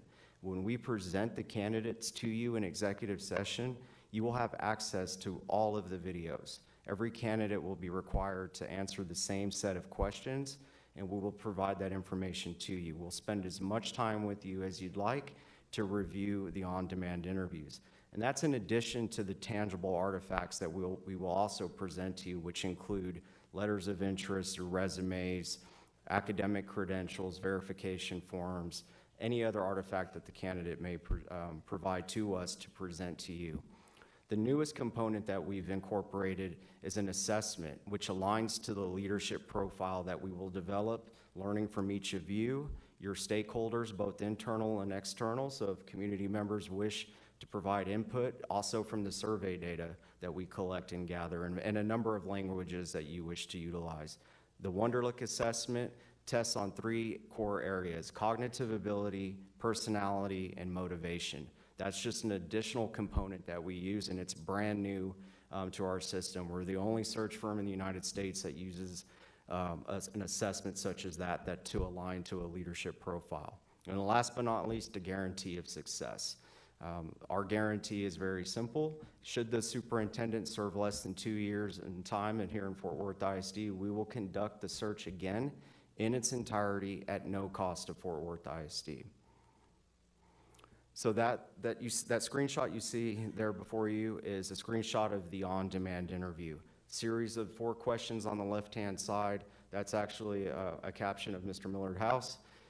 He and the others who applied for the position Houston ISD were required to answer the same 4 questions. The Board of Trustees and HISD had an opportunity to review all of those videos in closed session. That is a screenshot of what the actual portfolio portal looks like for the Wonderlic assessment. Again, that's the assessment that tests on cognitive ability, motivation, and personality. The artificial intelligence of the assessment aligns to the leadership profile that we will develop together all with you, your community, and your stakeholders. The recruitment will vary depending on the charge of the board. So as we often say, we work at the will of the board. So if it's the will of the board to cast a wide net and to work with candidates both local, regional, and national, we will. We have ties to not only just public education, but higher ed, private sector, philanthropic groups, and business leaders. Now, I will tell you, historically, we have conducted 24 superintendent searches across the U.S. during the past 6.5 years, 23 of which have been traditional public school educators, teachers, principals, sitting superintendents, et cetera. Non-traditional can simply be defined as those who perhaps started their career in education but may be pivoted to the private sector but then eventually returned to public education. Some of the groups that we consistently work with: the American Association of School Administrators, the Association of Latino Administrators and Superintendents, Council of Great City Schools, Council of Urban Boards of Education, so forth and so forth, the National Alliance of Black School Educators, and of course this weekend, as many of you probably know, the National School Board Association is hosting their event in San Diego. So the timeline that you see before you isn't something, or anything for that matter, that is etched in stone. This is purely suggested, but if we were to begin the planning discussions with each of you, beginning working with your stakeholders, both internally and external, that those conversations, both in person and virtually, can occur next month. Here in the short order in April. We can begin recruitment in May, begin screening and vetting candidates May and through June, close the application in June. Candidate reviews with all of you could take place in mid-June, interviews perhaps late June, and then we could theoretically name a lone finalist in July. But what I will say, to the extent that we coordinate a timeline, we will look to you to provide us with a potential date that you wish to name a lone finalist, and we'll do some backwards planning to coordinate all the major milestones that you see there. I'm going to end with just a couple of testimonials that you see on the screen. Many of these same references you can find on our website, jgconsulting.us.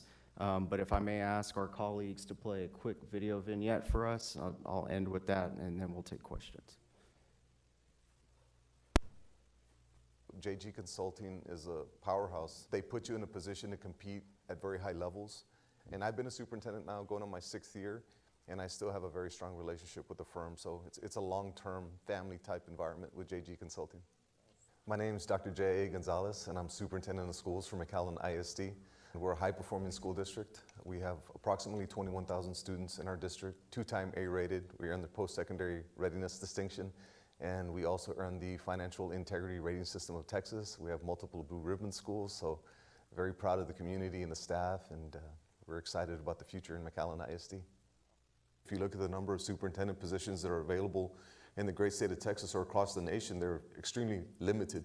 So you're getting into a very, very highly competitive environment. So my experience in working with the firm was one in which I felt like I was important, and I felt like I can ask any question that I wanted to, and all my questions were important to them. So that was good to know. And when I went into the process, I knew that it was going to be a process that was well thought out. If you look at the individuals that work for JG, there's a lot of practitioners, so they truly understand the intricacies of the education process because they've been in the game. So that makes it one in which when you're an educator and you're applying for a superintendency, you want to work for a district that you fit with, and this firm's going to make sure that they're going to put you in a position to get you there. Okay, I think there's one final slide, if I may. Okay, and last but not least, just again want to highlight the presence that we have utilizing our social media and technology. You probably gather that we like to use as much technology for efficiency's sake. But wanted to thank you publicly. That's a screenshot of my personal professional LinkedIn profile.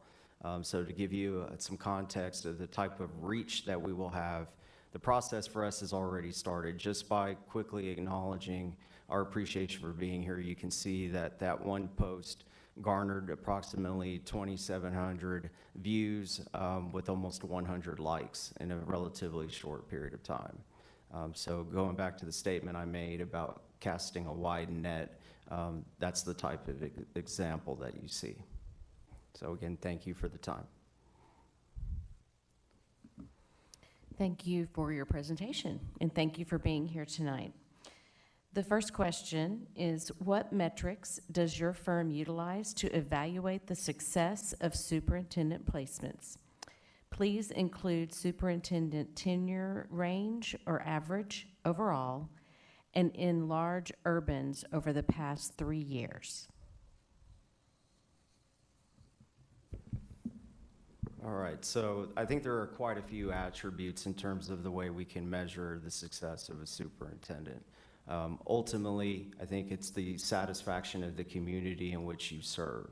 In your elected roles, we recognize the importance of this role serving alongside you as a team of 10. So the college readiness, the career advancement of your students, whether they pursue college after high school, the longevity of a superintendent is also something that is often asked of us. How long has the superintendent served in his or her respective role that you've supported the placement of? And I'm proud to say that the superintendents that we've recruited are still serving in their respective roles today, with the exception of one who was recently promoted to a much larger system. That's 23 out of the 24. And we've been in the practice in the past 7 years of recruiting superintendents, primarily focused on urban education. What I would add is when you look at the ones I've been involved with personally in East Baton Rouge Parish, Louisiana, still present, they're still happy with him. Kansas City, Kansas, they're very happy with her as well. Houston, I'm actually mentoring him, and he's having great success with his career there in Houston. Lamar Consolidated, which is a large suburban district where I actually live, we do that search as well, and they're very happy with him. So the fact that they're still there and there's still harmony in the community, that is intentional work on our part in coaching the candidates once they're hired of what to do, and also just helping make sure that we find the right match with the profile that you'll help us develop and the community will help us develop and just lining up with the folks that we become familiar with and getting the right match for your school system. Thank you. Number 2, what challenges do you anticipate regarding the search process for Fort Worth ISD, and how will you overcome those challenges to deliver the optimal superintendent candidate for the district? Okay, well, first, I think that any challenge is an opportunity for improvement. So I think that we take, and I know that we take this very important role seriously. We're very intentional with the work that we engage in. I can tell you that currently we're only conducting one other superintendent search at this time, which is in the final stages, San Antonio ISD. I mentioned earlier that they're interviewing their first round of candidates tonight. So some of the challenges that you perhaps could encounter working with another group is overlap, having a number of executive searches competing with respective candidates. Because of the sheer number of vacancies right now across the United States, it is creating a more competitive landscape for candidates and for school districts to attract quality. And for us, we want to continue to represent school boards, school districts, and communities that have a high degree of success. And for us, that's one way to eliminate challenges. And of course, too, when we begin building rapport with everyone and internally, it's important for us to engender and begin this work with trust. So there may be some individuals or groups that would want to work with us, but may feel a bit apprehensive initially just based on historical context. So we want to make ourselves available to as many groups as possible. And we're going to follow your lead on who those groups should be. We'll ask you a series of questions, one of which is who internally and externally can we visit with to develop a meaningful leadership profile that is reflective of all of the voices in the Fort Worth ISD community. Because at the end of the day, that profile will serve as your North Star. So as long as we can garner that trust and build that trust and create that rapport with everyone, we can overcome any perceived challenges that there may be. One thing I'd like to add is as we work with you all as trustees and with the community, we want to become your advocates. Because folks will be asking us, okay, we know a lot of talented superintendents across the country who are currently in great positions. We want to convince them that you're the place they want to be. Fort Worth is the place they want to be. And we'll be able to do that honestly with them because we'll become your advocates. We'll know where you are, what your values are, and what you're really looking for. And they'll ask us, am I convinced, is Richard convinced, that you really want that? And we want really to say to these folks, yes, you are. And that confidentiality that they have with us, the confidence that they have with us, and the fact that we'll become your advocates, I think we'll overcome any challenges that you may have in attracting quality candidates. If I may add just one more comment to that. So the casting a wide net is very important, and it's built on relationships. And as Alton and James have mentioned, we have a very deep Rolodex in terms of people we've worked with, and we can be that advocate. But I think another quintessential challenge in these kinds of searches, especially with urban school districts, is as school districts become more and more diverse, the ability of this firm to engage all aspects of the community. For example, your Spanish-speaking community, we don't do translation, we do it in Spanish. I think that's one of the characteristics that sets us apart, being able to do that authentically with any number of segments of the community as well. Thank you.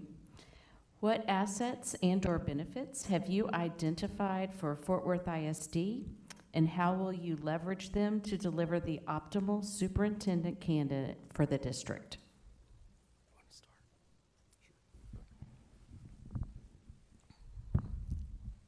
For me as superintendent with a family, it's quality of life. And this is a great community. So certainly you're recognized by that. It's a place that's becoming more and more attractive. In my AARP magazine, it's a place to retire to, whatever it is. And the fact that being from Texas and being very familiar with Fort Worth, I was a superintendent of DeSoto for a few years. But I've been 35 plus years in public education.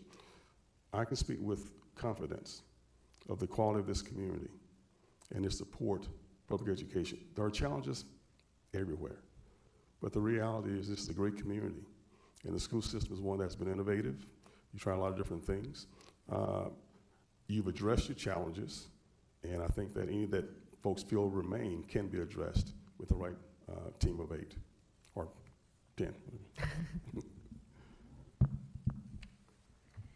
Yeah, I think the only thing I'd like to add, and I agree wholeheartedly with my colleague, Mr. Fraley, but this is a destination district. Again, any challenge is just a perceived opportunity for improvement. The biggest room in the house is always the one for improvement. And so it's a blue ocean. And I can tell you firsthand that candidates are literally chomping at the bit to submit an application to serve here. One of the reasons that I can say that with confidence is if you recall the screenshot that I posted at the very end of the presentation was a snapshot of my professional LinkedIn profile. I've had text messages, direct phone calls, email inquiries with words of encouragement and also words of, hey, I'm very intrigued. I fully intend to apply to be the next superintendent of the Fort Worth ISD, which is a major testament to the wonderful successes and celebrations that we should highlight and underscore. And again, that's going to be one of the questions that we'll ask your community members, your students, the staff. What are some of the things you're most proud of? What are the points of pride? So those things are tremendous assets for us to what I call sell the opportunity. But right now, it's not so much about selling because you have such a terrific reputation, not just in the state of Texas, but elsewhere. Because some of those same individuals have reached out to me, don't all live in the state of Texas. As they have all articulated, we have deep ties all over the United States. So we can drop a pin anywhere and work with any group, any region you wish for us to work with. We have 35 practitioners on our faculty team, strategically located in some of the largest markets across the U.S. Us here, obviously, we're locally based. We're the only national search firm that is based in Texas. I live in the Austin area, but I spent a majority of my career actually here in the Dallas-Fort Worth area. So this is kind of a second home to me. My grandparents live in Richardson. I have aunts, cousins, uncles, all around the Dallas-Fort Worth area. So it's a very special place, not only to me professionally, but to me personally. So I think that should be worth noting too. Number 4, how does your firm utilize diversity and inclusion? Well, I think that's a very proudful point for us. We take a lot of pride in being a very diverse team, as you can see, and we treat all things with equity in mind. Both our internal screening for our full-time staff, our part-time staff, and also the communities that we serve. We look for representation that is reflective of every community that we serve. Not just in Fort Worth ISD, but in San Antonio ISD, Socorro ISD, East Baton Rouge, all of the references that we provided within our proposal. If you look at our executive search page, again, you can find all this information on our website, but our current searches, we currently have 2 diversity, equity, and inclusion executive searches being conducted right now, one in the state of Vermont, and then 2 in Texas, San Marcos Consolidated and Hutto ISD. We recently concluded the DEI search for short, the abbreviation, in Leander ISD. So I think, and I also acknowledge that our colleagues in other school systems recognize that we have a good pulse on that particular component, so much so that they're hiring us to find their new diversity, equity, and inclusion officers. The next few questions are in relation to the actual search process. How much input does the board have in the search process? Fantastic question. So again, we work at the will of the board. So the initial planning discussion will include each of you as trustees visiting with the executive search firm, providing us with your candid input and feedback as it pertains to the first set of major milestones. So that's step 1. We'll ask you all a series of 10 questions. What are some of the points of pride? What are some of the challenges? Who are the stakeholders? Those are just 3 examples. But we'll begin with those initial meetings to better understand what you're seeking by way of the next superintendent to serve Fort Worth ISD.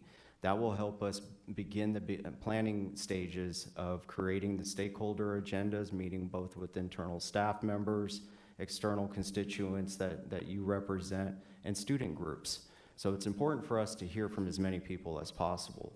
All the while we're doing these meetings, we'll encourage you to be a part of these meetings. Give you a recent example where we are currently working in San Antonio ISD. We had a series of 7 town hall meetings at 7 different high schools representing the 7 board members. We did a hybrid model of engaging the community where we had a live stream going through their Facebook feed, their YouTube feed, and other media platforms, while myself and Mr. Carranza was there with me for one. And we're answering questions, we're taking notes, it's being recorded. So we've done a number of these stakeholder type meetings in conjunction with board members, not just in San Antonio, but elsewhere. It's a common practice for us to work step by step with each of you, so that way, again, we're engendering this work in trust, and we're developing a profile that is reflective of everybody's voices. I can tell you that in Houston ISD, no fewer than 200 stakeholder meetings were held to gather input and feedback. And that doesn't include the online surveys that we can conduct in multiple languages. And then when we provide the synopsis, a summary report of what we've gathered, we're going to do that publicly. So rather than presenting this information behind closed doors, we do it in a similar setting to this. Your constituents, your staff, your students will have an opportunity to see where we are throughout every major milestone of the search process. And one way we do that, we'll create a unique superintendent search page that will be accessible on the district's website. And we'll provide you with the language, the links to the multiple surveys in different languages, readily available to everybody. So no stone goes unturned. Everything will be inclusive and transparent with respect to the process, and it's really the will of the board that's going to lead the charge. So I wouldn't be here today if I didn't believe that this firm supported our board every step of the way through this process. We had complete ownership of this process with our community, but all of the different supports that JG Consulting brought to our search process just supported us to be able to enhance and have the strongest, most publicly transparent search process that I believe could have been possible. It led to us hiring the right person at the right time for our district. And like I said at the start of this, I wouldn't be here today if I didn't believe in this work and want to enhance this for other districts around the state, because I understand that the value, and the country, because I understand the value that this process is in leading you all to hire the next leader for your children. How many candidates do you deliver initially, and how are they screened? Good question. So the number of candidates, it's hard to determine the total quantity of candidates who may apply for this job. I can tell you historically, on average, we have no fewer a district this size than 50, and that's speaking from historical context. Again, please keep in mind with the caveat that I shared earlier and alluded to about the sheer number of vacancies, but we typically in a district this size will have more than 50. Now, we're not withholding any candidate information from you as a board. So we were going to present to you every artifact that we receive in a digital format and presentation. Each of you will receive your own individual iPad to use during closed session, along with a notepad to take notes and to collect your thoughts. And all the while, we're also going to present to you those on-demand interviews. So picture, if you will, a large screen like the screens you have here this evening. We'll be able to, in a whole group, show everybody the videos one by one. So we're not withholding any of the candidate information. We don't recycle stable of candidates. We're not taking one candidate from District A to District B In fact, that's a guarantee in our contract that we will not recruit your superintendent away from Fort Worth ISD. So the way we present the candidates, it's in a whole group setting, in closed session. We're not withholding any of the information. So if you wish to see every candidate spend 2 consecutive days with us, we'll go through every file with you. What if a Ma'am? board, oh, I'm sorry. If I could add this, when we talk about maybe 50 candidates with 50 videos, you're thinking, really? We're going to look at those who are more closely aligned with the profile that you'll develop and approve, and we'll share those that we feel are closely aligned. But you will decide, do I want to look at these, or do I want to look at these? Or do I want to look at everybody? That's your call. We don't withhold any candidates from you guys. What if a board member or the board wants you to recruit a specific candidate? Great question, and that's actually a question that we will ask you directly during those initial planning discussions. Are there any internal and or external candidates that you think could potentially serve the Fort Worth Independent School District? It is our duty and responsibility as the executive search firm to recruit candidates that you feel could be a good fit potentially. And should any candidates contact you directly in any phase of the process, you would simply just push that information to us, and we'll take ownership of having a dialogue or conversation with them. If I could add this as well, that's where I think the beauty of, respectfully, my background, Richard's background, folks have confidence in us to be confidential with them. So if there's someone that is in a great position now that you have an interest in, they will talk to us and know that that will be kept confidential, and to the degree that you can with them, with their comfort level. So I'm very excited about the fact that I have a good reputation of being someone worthy of their trust. So that's what this firm brings to you. How important do you believe a national search is, considering the politics and differences in Texas as compared to other states? Okay, yeah, and this is just a statement on behalf of James, but your talent pool will deepen if we're able to cast a wider net. Naturally, because of the number of candidates outside of our great state are also interested in serving here in this terrific community. So, but we will work at the will of the board. I will tell you that of all of our past and current searches, we have always been charged with the directive of conducting a national superintendent search. You know, I think the stat that was shared with us earlier today is, I believe there are 17 council member districts that are currently seeking a superintendent. So you can gain just from that one statistic that it's very competitive. In the state of Texas alone, there are 71 vacancies open right now. But again, to the statement that I made earlier as well, we're very intentional. So that way we're not competing with ourselves. We have rooted that practice over the past 7 years, and we've had tremendous success. And I think that speaks volumes to the reason, one of the many reasons why the superintendents we've recruited are still representing their current communities to date. I would just add to that, that given the political situation notwithstanding, having just recently served in a large urban school system, the great equalizer over the last 24, 25 months has been the pandemic.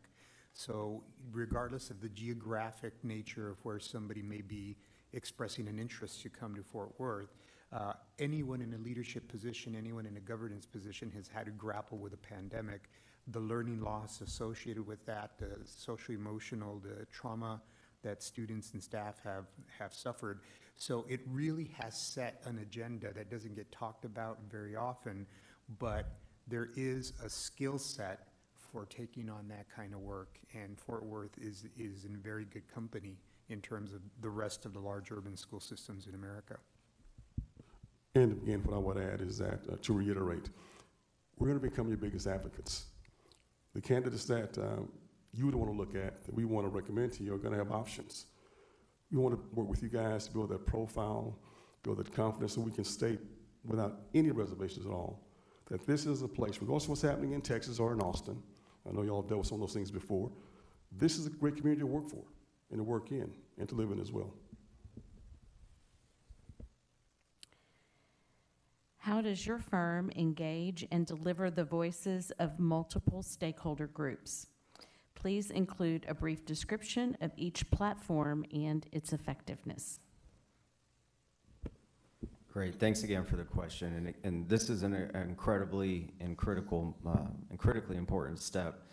So first, we'll begin working with each of you to determine who those groups will consist of, both internally and externally, and I like to frame it in a macro and micro kind of context. So large group, small group settings, we'll meet with groups such as elementary school principals, secondary school principals, central office staff, the executive cabinet, each of you individually, student groups, so perhaps there might be a superintendent student advisory council. You might have faith-based groups around the community, other elected officials. So again, no stone goes unturned. I think I mentioned the statistic with respect to our colleagues in Houston ISD. If my memory serves me correctly, I think we conducted more than 200 community-based meetings during a 3 to 4 week time frame to garner that input and that feedback. I joke that my colleagues here, the former superintendents, are not necessarily retired, but recovering superintendents, because we're working them pretty hard. So if you can envision having a multitude of platforms, both virtually, whether it's on Zoom, those YouTube type scenarios, Facebook Live, in-person, virtual, telephonic, all of the above. So the more voices that we can hear to, again, develop a very meaningful leadership profile, which will be your North Star, we want to hear from everyone. And so for those who cannot visit with us either by phone, virtually, and or in person, the online survey, which we use in multiple languages, will be readily available to everyone. So we're going to try to meet as many people in the middle, in person, virtually, and accommodate their every request. But it will start with each of you. As you have ideas, we'll create a comprehensive list, a spreadsheet that we'll make publicly available of the different groups we're meeting with. We have full-time staff, which I failed to mention earlier. My chief of staff, Lizzie Carroll, formerly worked for a city council member in Austin. Now she represents us and has really the brain trust of coordinating in what I like to call the wedding planning, because there's a lot of detailed work that goes into setting a schedule for all the 200 plus meetings that we'll likely have. So we really rely on our full-time staff to help us coordinate that. And every week we're going to provide you with a regular update with where we are in the executive search process in each major milestone. And in this case, how many meetings we've had every week, the current week planned, and what the forecast looks like for the next week, and so forth. And if I could add, this is the part that I love the most, actually, called the engagement process. Again, you will let us know who we should talk with. I strongly encourage you to have a student group in that process as well. We'll have facilitated either online via Zoom or some other format town halls. I love in-person town halls that are facilitated, and we'll have certain questions. And I love that without fail, and this will be the first time if it doesn't work here, we find so much in common that folks have not accepted from each other before. There are a lot of things folks will have in common, but they haven't really had a chance to talk about that before. And so this is a building and a growing process that I get very excited about. The next series of questions are regarding the cost of the superintendent search. What is included in the search quote? Our search quote is all-inclusive, so not to exceed. So everything that we've shared with you tonight, from the online surveys, the on-demand interview portal, the Wonderlic assessment, the advertising fees, our travel and expenses as a firm, all of that work is included, so not to exceed the total cost that you see on the proposal. Does that also include candidate travel if necessary? That's a great question. In years past, pre-pandemic, pre-COVID, candidate travel was something that school districts would incur based on the number of candidates that have applied. What I can share with you here in the last 2 years, during the first wave of the pandemic and where we are to date, Candidates have incurred the cost of their travel. And I'm basing that off of recent experiences, the last 6 or 5 searches that we've done. Now, we're willing to ascertain or discuss any other ideas you might have, but I can tell you that candidates are assuming those costs as of today. And what is the overall timeline you will utilize to deliver a superintendent to Fort Worth ISD?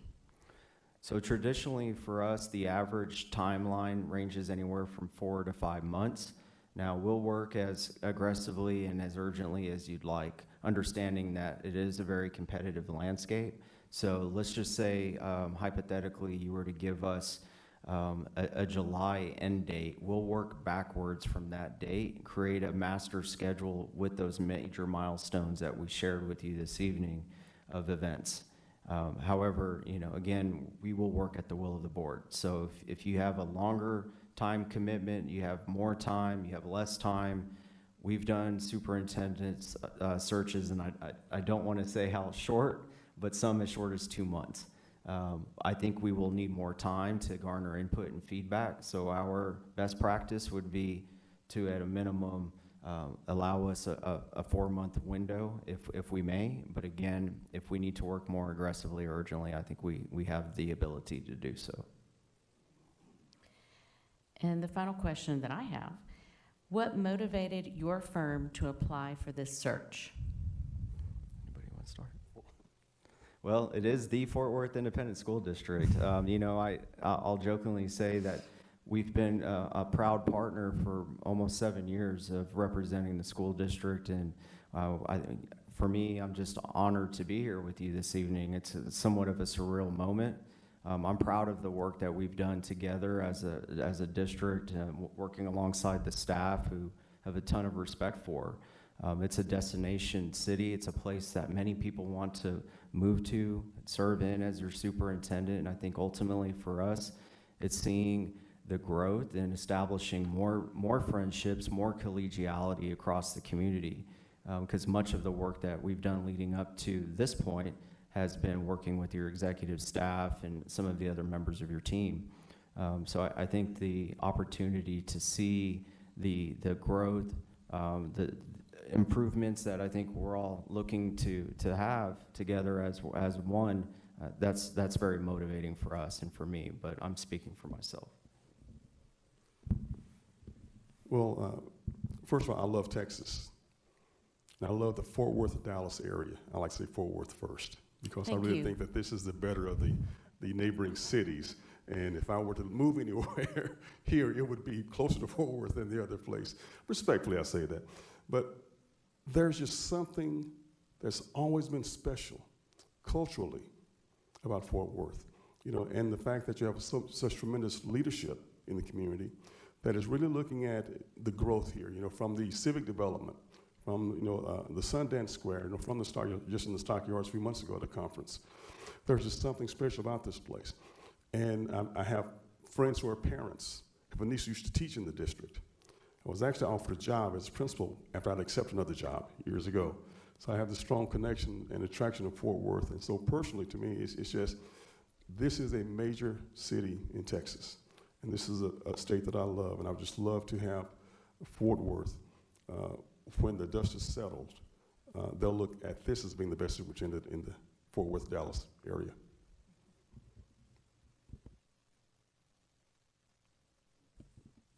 Any questions from the board at this time?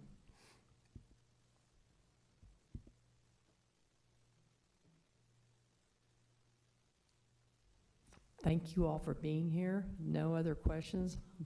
Appreciate you all very much. Thank you again. We appreciate you. And again, thanks for your dedication to public education. Good to see everybody, and I hope you take care. Be well. Thank you.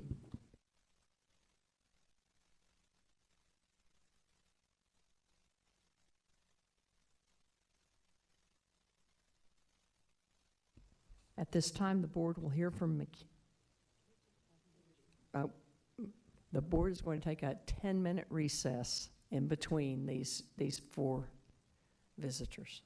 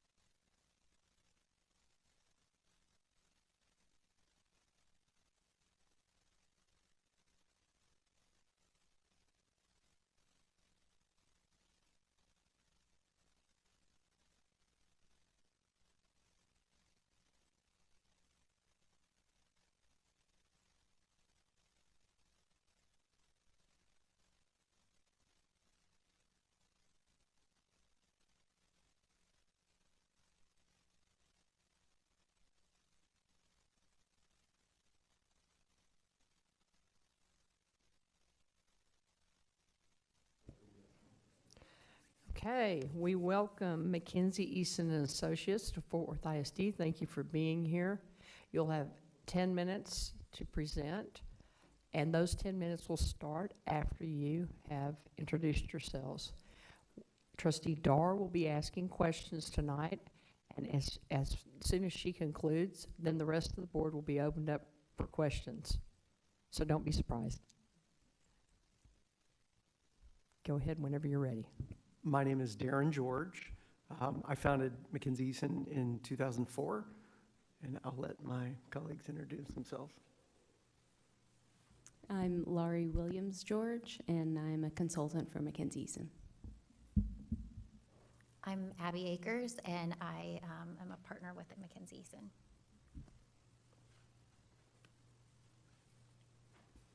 First of all, thank you for having us. I know it's already late, not as late as you guys normally go, but thank you for sticking with it. We appreciate it. So I'll go ahead and jump in. So Mackenzie Easton is a boutique national executive search and consulting firm. We have deep experiences across both public and private sector, as well as across a number of industries. In 2021, we were named as one of the top 100 executive search firms by Forbes because of our process and our outcomes.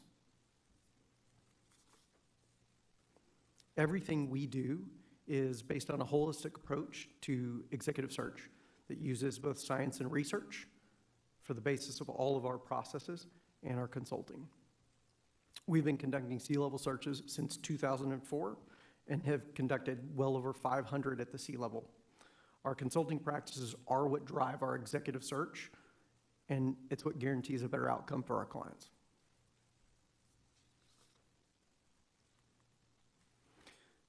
Our ultimate goal with all of our clients is to find the best leader for your organization. It's not just to find the most qualified candidates. There's a difference. We know that finding qualified candidates is one aspect. Finding the right candidate to hire is the ultimate goal and should be the ultimate goal for our clients. We started working in the public sector about 7 or 8 years ago and found that we love working in the public sector.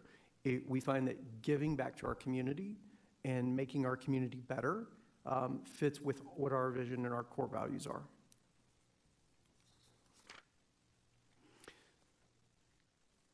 So research shows, and you'll hear throughout our presentation, we'll constantly go back and talk about research and science. All of our processes are fundamentally driven from research and science. And what you see from all research is that organizations thrive or fail based on their leader. And organizations oftentimes change faster than people can. So understanding what you need and how we can go out and find the best talent for you so that your organization can move forward the way you need it to is what we do. Our active approach to reaching out to passive candidates and top-tier candidates is how we bring the best talent to you and to our clients.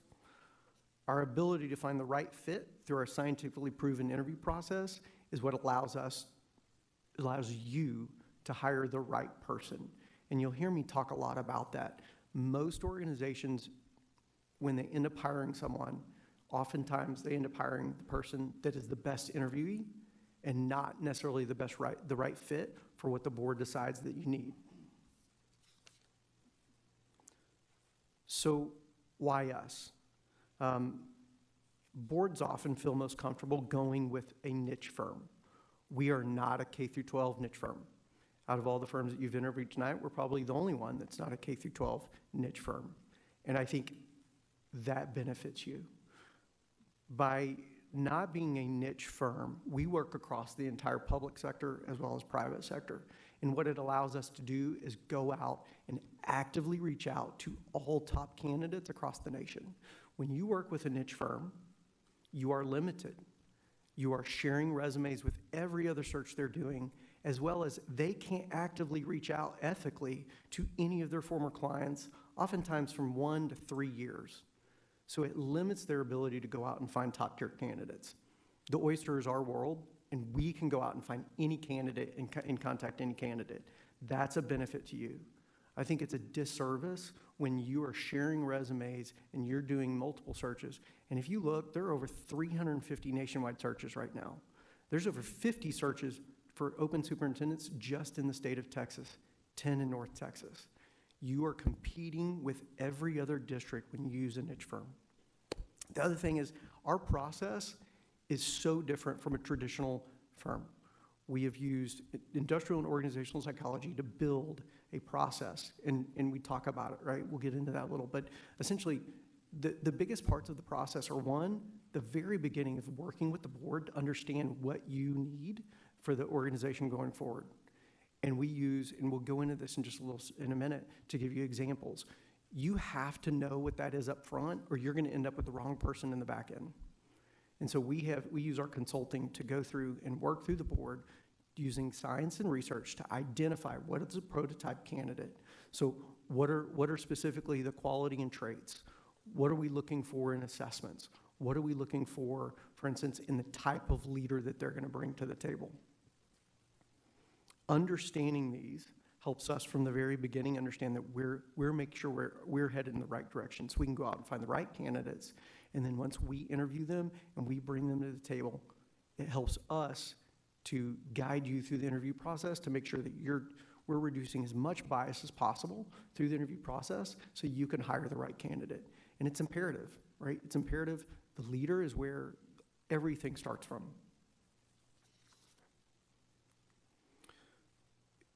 So what does the science say? Science says, if you find the right person environment fit, you will have 125% productivity compared to someone who is just qualified. The tenure, everything moves forward. So let's talk about what that is. I want to give an example of what we would do. This is one thing that we would work through with the board if we were to be given the search. So what does fit sound like? This is Jenny Rometty, who is the chairwoman and former CEO of IBM. She said, I've trained my life to fly a 47. This is way different than piloting a two-prop engine plane. So what does that mean? So what she's talking about is every organization changes faster than people can. So when the organization is in a change period, you have to figure out what kind of leader is next. The job description doesn't change. Dr. Scribner's come in and he has done a really good job of building blocks for the next superintendent to come in. But what does that look like? So for instance, we know from our research and science, right, that a leader can only sit in one or two of these quadrants and be really good. Do you need an entrepreneurial or an innovative leader? Do you need an operational leader? Do you need an economical, financial leader? Or do you need a revival turnaround? And they can only sit in two boxes, right? So our goal in the very beginning is to make sure that we are really sitting down with the board and actually working through what that means so that you understand, you're all in a consensus, and we know so that we can go out and find that person.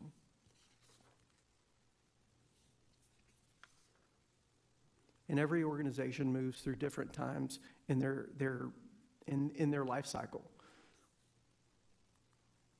So how we work. So our typical search process averages about 90 days. I don't necessarily think that this would take 90 days. I think it would probably take a little longer.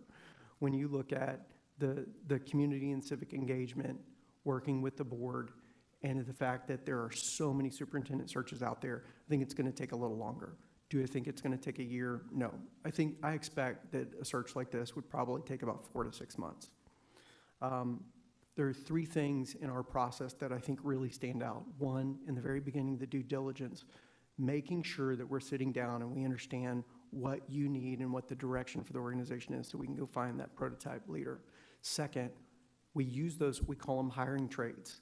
That's our North Star that we use to go out and identify candidates, we research, we contact them, we use networking, we use marketing. Then we run them through what we call our interview process. We're gonna screen them. We're gonna do what we call psychological interviewing. And that essentially, we're going to start from the very beginning of where they're born, and we're going to work through their entire life. We're looking for why they make certain decisions and the patterns and habits that they show, and everyone does. We use validated assessments to back up and use as data points for everything that we're looking at in the interview process. And then we narrow that down to a slate of candidates that we then bring to you. That includes a full write-up, assessments, background check, and their resume. The other one is the very end, right? You can bring, and this is where I think a lot of search firms stop. They bring qualified candidates, but then they leave it up to you to figure out which one is the right one to hire. We use our hiring traits, case studies, and statistical modeling to help you figure out who the right candidate is and not someone who's just a great interviewee. You have 1 minute remaining. You can see that we have a history of working across public sector and private sector, high-level searches with oftentimes that are extremely difficult searches that are in the public spotlight and with a lot of community engagement. And that's what this search is. And we've been highly successful. One of the things that that I would say, one of the best things we've been told by multiple clients is we couldn't decide out of the final candidates which two to hire. That's how great the candidates were. One thing that we believe, utmost, is diversity. And diversity to us doesn't just mean race, it means age, it means background, it means culture. We strive, we go out of our way, we dig, we do research to bring a diverse set of candidates. It is fundamental. Research shows that diversity produces a better outcome, higher ROI, and provides a better outcome for the entire organization. And our statistics speak for themselves. 61% of our candidates are diverse presented, 70% of our diverse candidates are finalists, and 68% of our candidates hired are diverse. And our differentiators. Time. Thank you. Thanks. Trustee Dara. Thank you for that presentation, and thank you for being here this evening. What metrics does your firm utilize to evaluate the success of superintendent or leadership placements?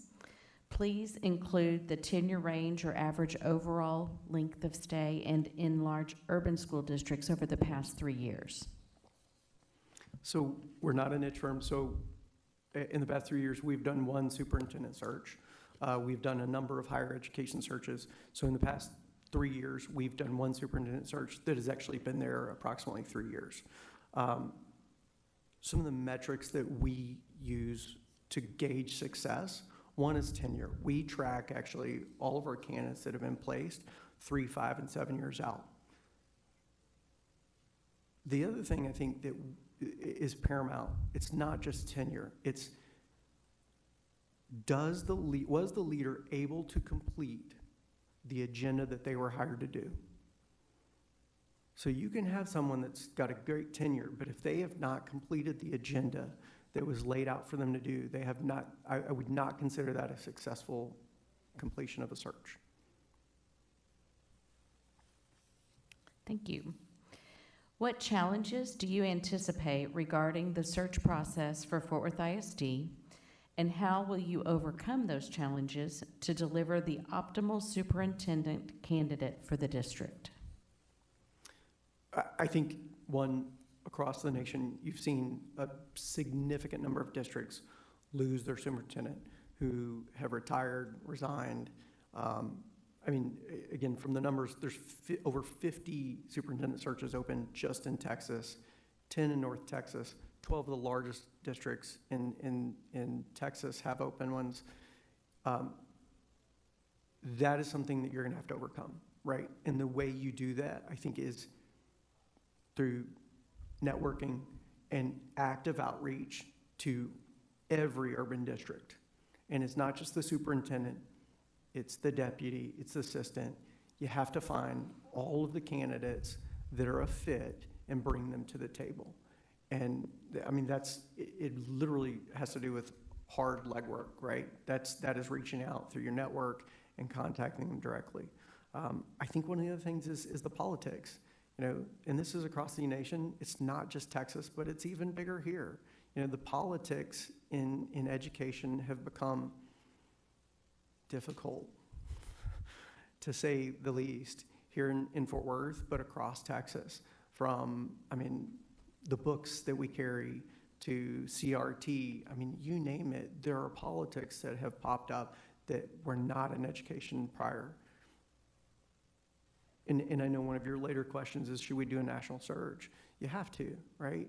With all the searches that are open in Texas, you have to do a national search. And you want to pitch them on all the great things that Fort Worth has and is doing. But you also, we're very big on making sure that candidates understand what are the challenges they're going to deal with over the next 3 to 5 years. You want to make sure that they understand that. And some of the challenges are the politics.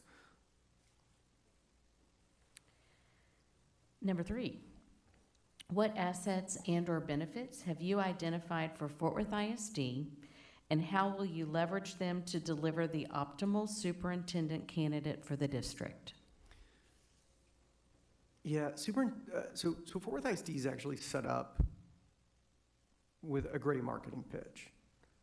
Fort Worth ISD has done a lot of great work, hard work, to build resources, from the recent bond to the teacher incentive pay to, from a perspective of the building blocks of, reducing curriculum down to the STEM academies. And look at Fort Worth in general. You've got community and civic leaders that want Fort Worth ISD they want them to excel. And so you've got an entire, from the mayor to the county to nonprofits, community leaders that are all behind that. And I think that's a great, I think that's something that you can sell easily to superintendents, that you don't have that in a lot of places. So there's a lot of the building blocks there to take what Dr. Scribner and his team has done and build on it coming out of COVID. How does your firm utilize diversity and inclusion? So, and it goes back to, I think the results are in our statistics. Again, and I go back to the research and science. Shows diversity builds better outcomes. So bringing, and when I talk about, it's something that we're very proud of, is the slate of candidates that we bring, and it doesn't matter. And I'm talking hard to, industries that are primarily white, male-dominated, engineering, architecture, technology. We are very proud that when we bring a slate of candidates, we have diversity. It's why we have such, and it's not just diversity, we're like throwing people in there for diversity's sake. There are fantastic candidates around the nation. If you go out, and it doesn't matter if it's engineering, architecture, it doesn't matter, finding great candidates that are diverse is important. And we have to provide that diversity so that you have the option to see what's going to be the best fit going forward. So it doesn't matter if it's race, it doesn't matter if it's background, culture, age. These are all things, even traditional versus non-traditional, candidates. One of the things that we really, when we sit down and we work with on the initial, looking at where the board wants to go, are you open to non-traditional candidates versus just traditional? We want to bring as much diversity to the table in our slate of candidates, so you are sitting in the seat to choose which one is the best one for the organization moving forward. Thank you. How does your firm engage and deliver the voices of multiple stakeholder groups? Please include a brief description of each platform and its effectiveness. Yeah, so we've done some really difficult searches. We did the chief diversity officer for the city of Fort Worth right after the Tatiana Jefferson shooting. And we were the one that put together community forums, focus groups, surveys of stakeholders. And that was a highly charged and very public, highlight, the media, everybody was looking at that. And it was very successful.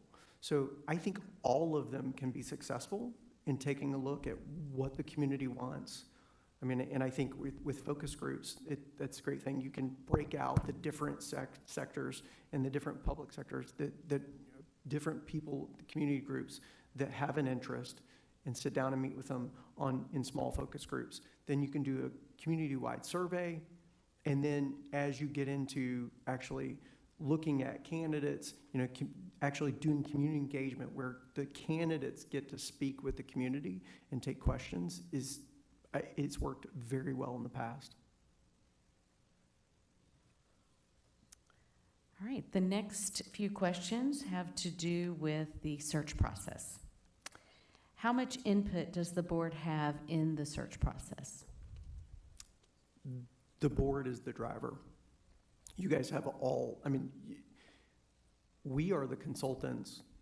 We're not telling you. You are the closest to the organization. You know what the organization needs better than anybody else. So you are the ones that are in the driver's seat. We're here just to facilitate and consult to help you figure out from all the different things that we walk through, what's going to be the prototype candidate. How many candidates do you deliver initially, and how are they screened? So typically, we're going to bring somewhere between 5 and 10 candidates as a slate of candidates. Our process is, we do an initial screen with the candidate. Once we have them in the process, we'll do an initial screen looking over their background, their resume. Then we'll dig in and we'll do what we call our psychological interview, where we're literally walking through their entire life. Then we use validated assessments. So we use a number of different assessments, from an IQ assessment to a personality, the big 5. We use a motivators assessment and a behavior assessment. All of those are great data points to point us back. Is that who we're actually seeing through the interview process? Because we're going to make sure those match up and it fits with our hiring traits that the board has set up from the initial beginning. What would you do if a board member or if the board wants you to recruit a specific candidate? So I think those are two things. If the board wants us to recruit a specific candidate, I think that's great. In fact, most of the time when we work with boards or executive teams, they have sometimes a wish list of we would love to have XYZ, interview, see if you can get them in the process. Absolutely. If an individual board comes to me, member, and says, hey, you really need to target this, I think that just needs to go for the entire board so that that's transparent. But I don't think there's anything wrong with having a wish list of people that you would like to target. And again, that goes back to, we're not a traditional firm. We can target anyone out there. The next question does pertain to national searches, and you've already addressed that. Would you like to add any different feedback to that, considering the politics and the differences in Texas as compared to other states? Yeah, I think it's paramount that you do a national search. There's not enough candidates just in Texas that you can give you a diversified panel of slate of candidates. I think, yes, the politics in Texas are probably different than the Northeast and various other states. I think as long as a candidate is aware of that and they understand what they're getting into, that's not a reason to exclude them. They may be the perfect candidate that comes from a great district that they have done really great work on, and they see the benefits of coming to Fort Worth ISD. The next series of questions is related to the cost of the superintendent search. What is included in the search quote? So all of our consulting that we do with the board, both before and during the interview process, all of our research, reaching out to candidates, all of our fees are included in that. What's not included would be travel for candidates, any additional assessments that are not in our normal cadre of assessments that we use.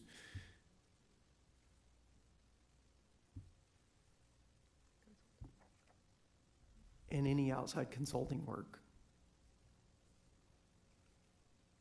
And did I say travel for candidates? Okay. Because those can get, there's no way to know what those are, so we don't include those. What is the overall timeline you will utilize to deliver a superintendent to Fort Worth ISD? I think realistically, this is probably going to be a 4 to 6 month process. I will tell you that the majority of the time when our process is slowed down, it's because of the client, not because of us. So being able to get the information, get consensus, be ready to move forward with interviews are usually the things that actually slow us down. It's not necessarily our process internally where we have our hiring trades, we've done our research, and we're reaching out. And my final question, what motivated your firm to apply for this search?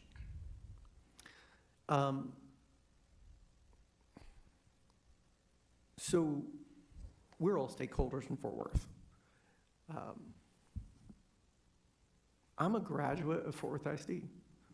I went to Morningside Elementary, Dunbar Middle, and Northside High School, and I'm proud. We have been very involved in education, former educator, and I think it's paramount that we find the right person to move forward. Education.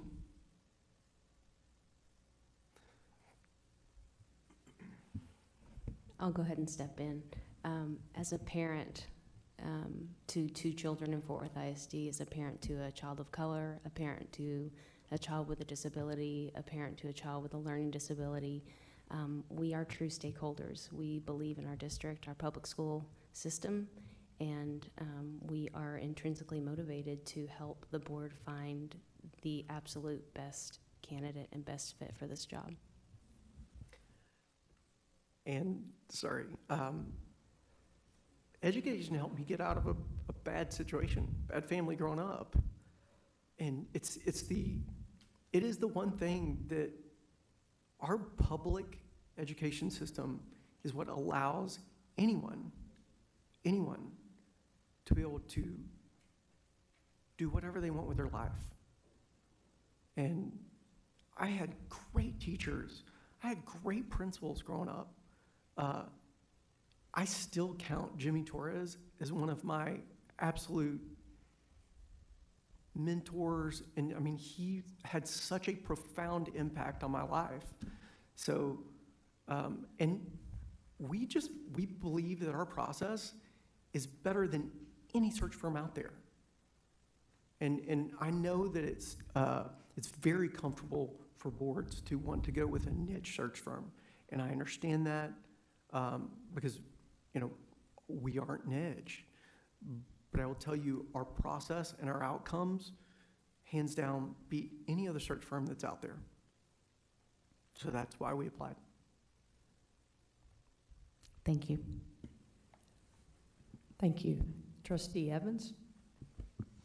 Thank you all for your presentation. You mentioned that additional fees would be incurred with the use of an outside consultant. So it's kind of a two-part question. What would trigger an outside consultant to work on this search? And how many of your executive placements utilize outside consultants? And I'm sorry, maybe if we were to do any additional consulting for the board or on this search, but under just the search, it would include all the fees. Okay, thank you. Any outside consultants we would bring in would be included under our fees. If we used any outside consultants, like we've actually already spoken with 2 national education consultants that we would bring on part of our team to help us with some of the networking with districts across the United States. But that would be included in the fee you've quoted us? Correct. Okay. Any other questions? Thank you all so much. Thank you for being here. Thank you. Y'all are either retired or I must have answered everything correctly. Thank you very much. We appreciate your time.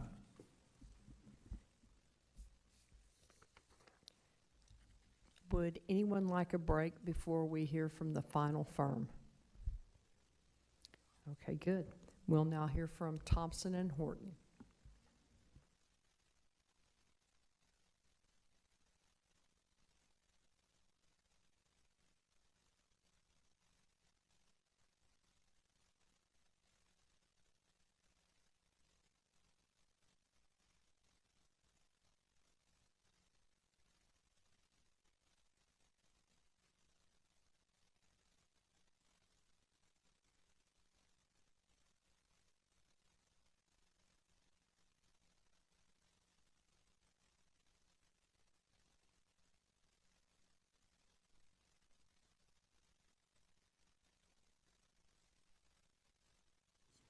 That's both off on, right?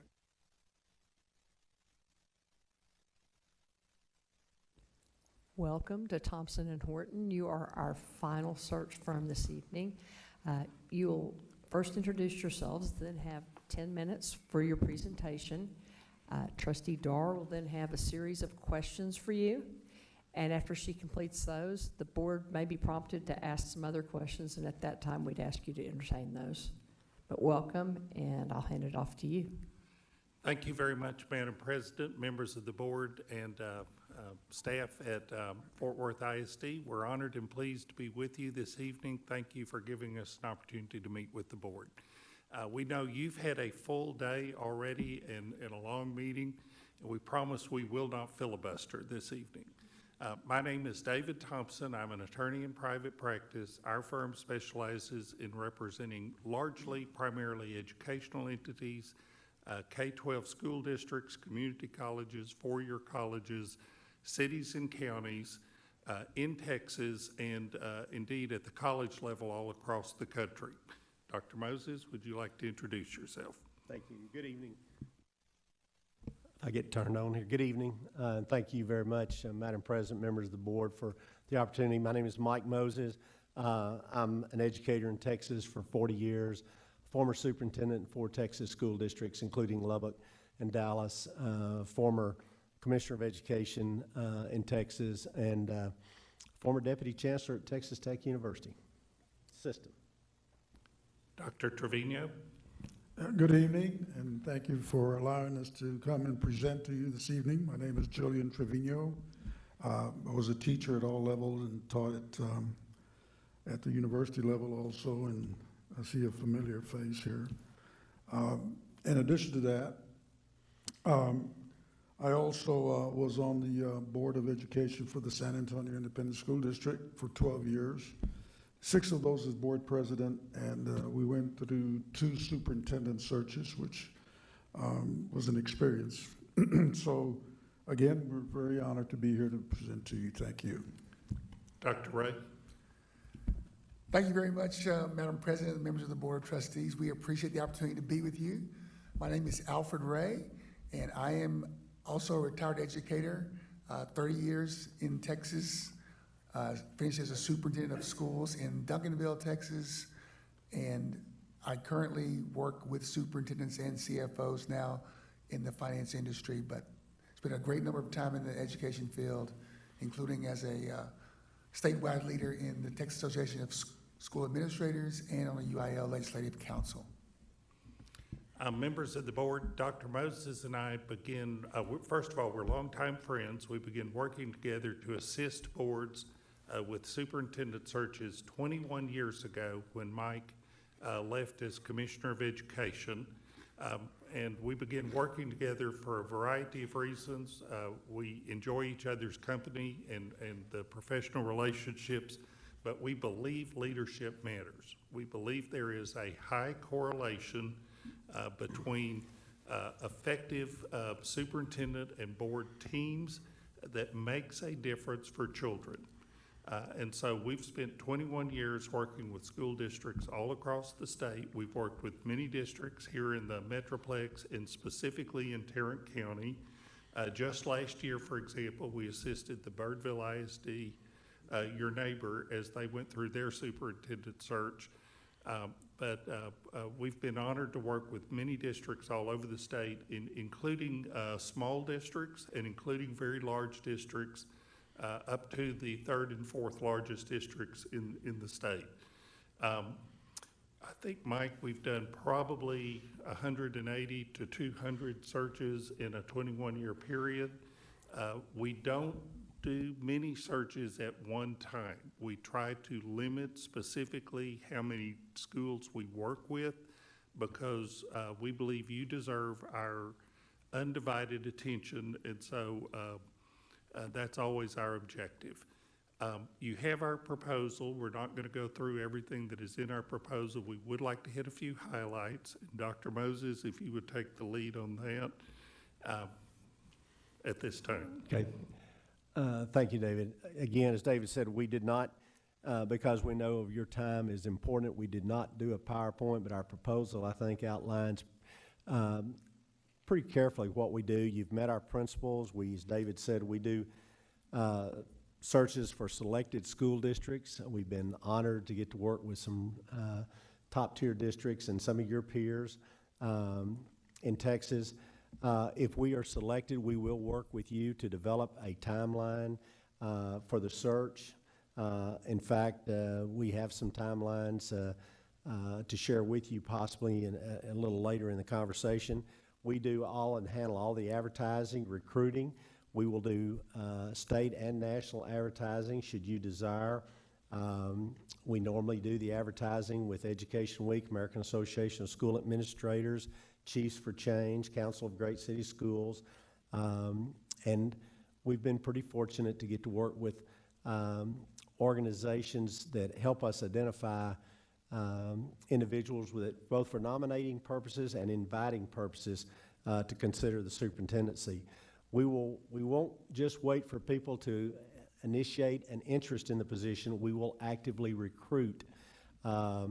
We have a cadre of well over 100 people that we both invite and we also solicit nominations from that are educational leaders, trustees, superintendents, university professors, and foundations.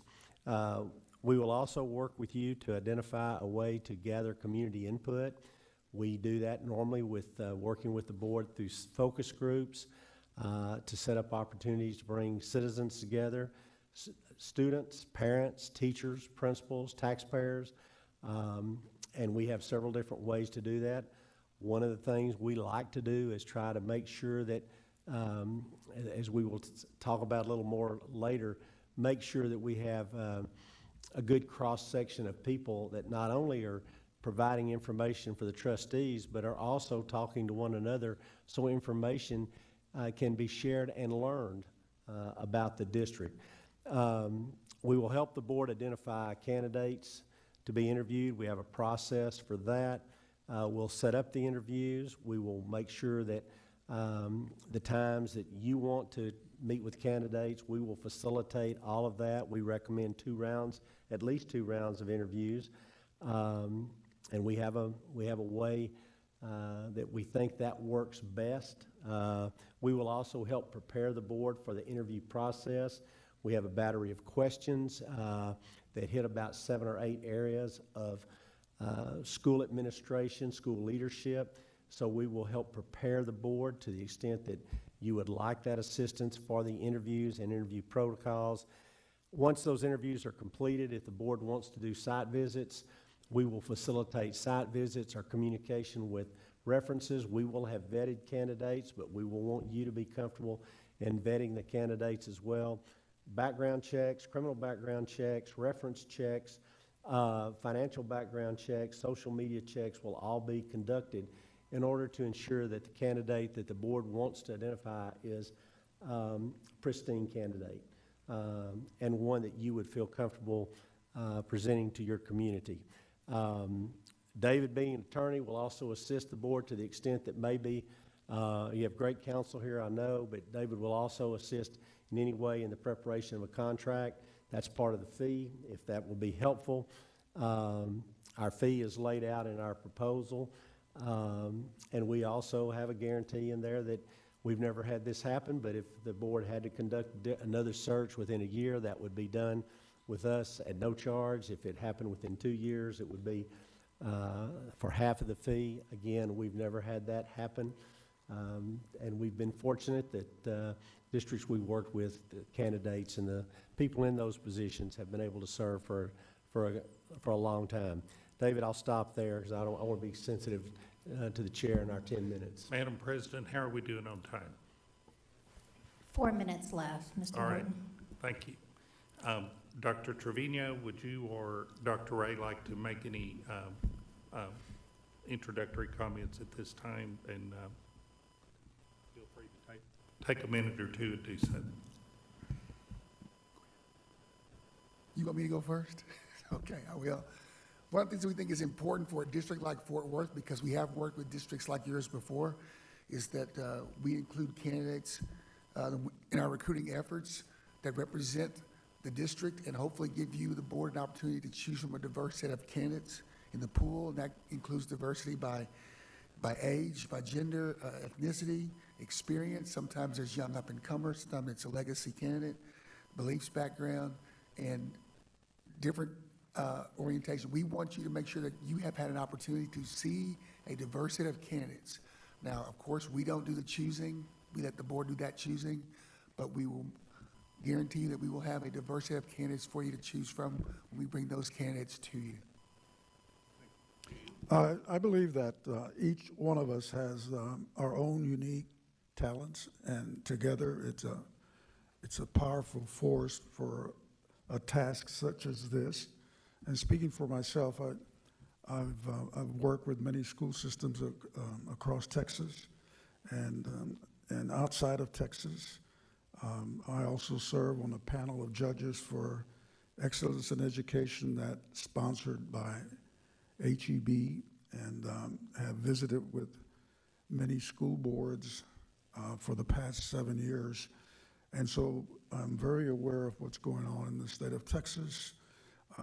So that's a benefit, I believe, that strengthens this team. Madam President, in the interest of time, we will stop now. We'll yield back any remaining time and respond to your questions. Trustee Dar. Thank you very much for being here tonight, and thank you for your presentation. Glad to be with you.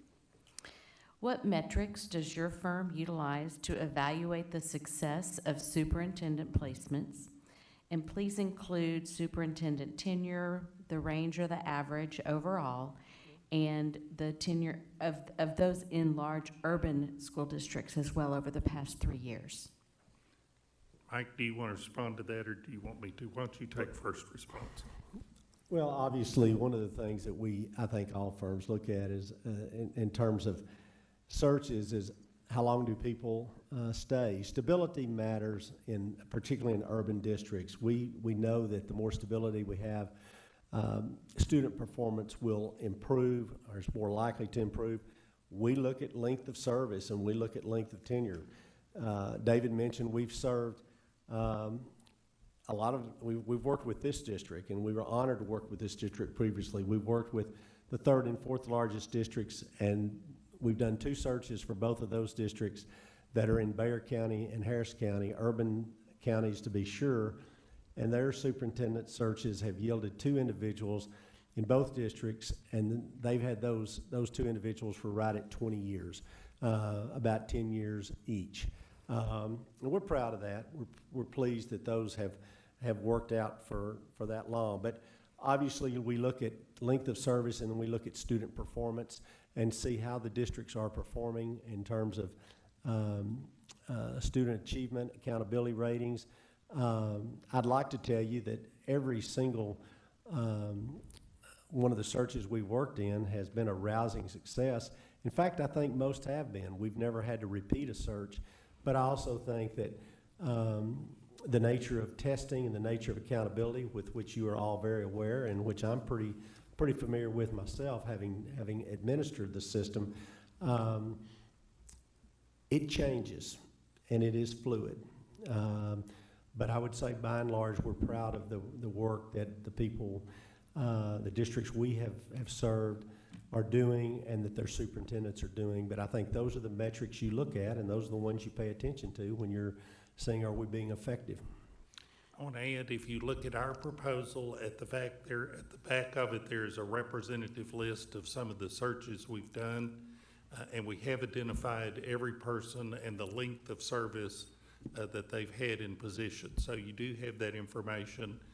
We're very pleased. If you look at that, there's a lot of stability. You'll see people that are serving for extended periods of time, and we think that's certainly a good indicator. I want to emphasize something Mike said. The ultimate measure of success is how are the kids doing. Stable teams should produce benefits and improvement in education for children. And so that, out of all the metrics you're going to look at the end of the day, we ought to be asking, is it making a difference in the lives of children?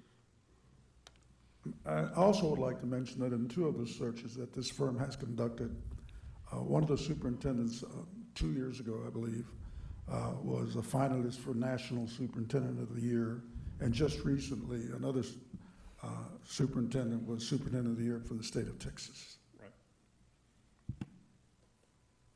Thank you.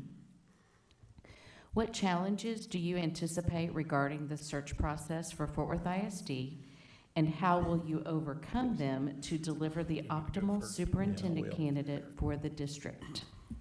I'll let Dr. Moses speak first to this. Well, let me say, first of all, since he's in the room, I want to thank Ken Scribner for his service, and I want to express appreciation to him for the work that he has done here. I've been very impressed by his service, and certainly the last couple of years having been very, very difficult. But you ask about challenges, well, the environment we work in today, the environment you as trustees have had to face for the past, every day, but certainly for the past couple of years with a national pandemic, as well as some of the other challenges that you as school boards have faced, and superintendents face those challenges. So the environment, the climate, you are all well-read. You know what kind of turnover we're having in the superintendency today. We usually turn over about 125 superintendencies in Texas each year out of almost 1,100. This year, that number will be closer to probably to 200. So the environment, the climate of turnover is pretty significant in our state. This is not a challenge that I'm going to mention that you can't overcome, but it is. You have a school board election in play that's going on. I don't know whether you'll have a runoff election or not, but I think candidates for superintendent positions, good ones, strong ones, would like to know, who am I going to work for? Who are the people that are going to be in place? And so I think the timing issues might be a little bit of a challenge. There's certainly not anything that you can't work through, but I think you do have to be sensitive. Obviously, again, if I were a superintendent still looking at opportunities, I just would like to know that the board is set and that the people that are in place that are going to be making the decision about the team that we're going to have and that it's going to work together to try to improve in performance. I think those will be some of the challenges that will be out there. Anything you want to add? I think we're good. Next question. Thank you. What assets or benefits have you identified for Fort Worth ISD, and how will you leverage them to deliver the optimal superintendent candidate for the district? I'll speak briefly to this one. To sort of piggyback on Dr. Moses' answer to the last question, none of these jobs are easy jobs right now. Being a trustee isn't an easy job. Being a superintendent is not an easy job. Being a principal or classroom teacher is not an easy job. Both of our daughters are public school teachers, and I've heard a lot from them over the last couple of years about what the life is like. The candidates you want to talk to are not looking for easy jobs, but what they are looking for are the ingredients in place where there is an opportunity to be successful. What are those ingredients? First of all, it's good coherence in the leadership governance team within the board and between the board and the superintendent. In the broader community, I would say Fort Worth's assets is, this is very definitely an area that is on the map in terms of a place where people want to live and work. We believe that Fort Worth is greatly positioned to be a magnet and to draw people, and Mike and I have worked with districts, by the way, that are declining in population and with districts that are rapidly growing. We think you're in a great position economically and in all other ways to grow. There are just outstanding amenities in the community that would be attractive to candidates. But again, within the district, we think you have many assets. You have great leaders. Your superintendent is moving on, but you have strong administrators. You have a good record of student performance. Those are the types of things. You're financially sound. We've looked at your financials. Those are certainly things candidates are going to look at. Mike, anything you want to add? Just briefly, the vibe in Fort Worth is very good. Whether it's Dickey's Arena, whether it's the zoo, whether it's the downtown district, whether it's the cultural arts, whatever it is in Fort Worth, it is a draw. There is a good vibe here, and I think rising stars in educational leadership positions, top school executives, people in the power stroke of their career are going to be attracted to this kind of community. Again, as David said, that doesn't mean it's easy. That doesn't mean they're coming expecting to find that these jobs are easy, but you look at and weigh opportunities based on both the personal and professional opportunities. There's certainly a great professional opportunity, but the personal quality of life that people can enjoy in Fort Worth is outstanding. It's an inviting place. And I want to add a couple of things real quick. And I want to piggyback. A couple of things I want to add to what Mr. Thompson said. The kind of candidates that you want for your superintendent aren't looking for an easy job. In fact, a lot of times they're not looking for a job at all. You're looking for somebody who's doing some good things where he or she already is. And can they bring that and expand on that and build upon that in Fort Worth ISD? And I'm thinking about the kinds of questions that when we're out recruiting candidates, what do they ask me? Are the tools in place for us to make a vision move forward? Does the school district leadership, the board, the community have an idea that they want to have a unifying vision moving forward? And I would tell them that the Fort Worth ISD has been making great progress and great strides in that area over the last several years, and it's a source of pride for you all that I can share that with candidates when they're asking me about the opportunity to come to work in Fort Worth ISD. So that's another thing that you have going for you. Next question. Thank you. How does your firm utilize, and let me start over. How does your firm utilize diversity and inclusion? Yeah, from the very beginning, when Dr. Moses and I started assisting boards 21 years ago, we've always viewed it as a situation where boards don't need to interview a group of candidates that all look alike, that have the same experiences, they're at the same point of their careers. Texas is a big, diverse state. Obviously, you want to hire the best candidate, but you want to make sure people don't get overlooked who may have been overlooked in the past. And so we have actively recruited. Mike, if you'll mention just a few, we've assisted a number of districts as they've gone through the process that have hired outstanding candidates who are both minority and female. And I want to emphasize both of those. We've seen an increase in the number of years in the number of minority superintendents in the state, but we're also very pleased to have assisted over the years with the growth in the number of female superintendents in the state. Mike, you want to just mention a few? No, we've worked with this district when Dr. Dansby was selected. We worked with the Aldine district when Dr. LaTanya Goffney was selected. With Corpus Christi ISD, when Dr. Jesus Chavez was selected, the LaPorte ISD, when Dr. Walter Pond was selected, the Tomball ISD with Dr. Martha Salazar Zamora being selected, and the Plainview District with Dr. H.T. Sanchez being selected. We think, as I think everybody on this team, we've all worked together, and we've all known each other a long time.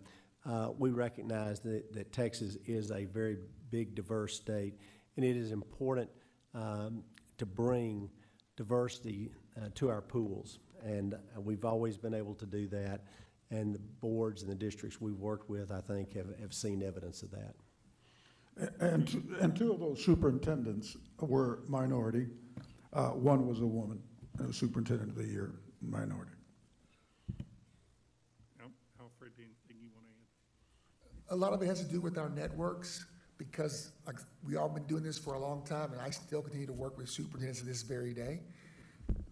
There are just connections we have through our network, and we can make sure that we bring that diverse set of candidates again. And we're looking at not just age, not just gender, ethnicity, but also age, experience, up-and-comers versus legacy candidates, et cetera. We're looking for a diverse set of candidates in any time we're bringing a set to a district like Fort Worth ISD.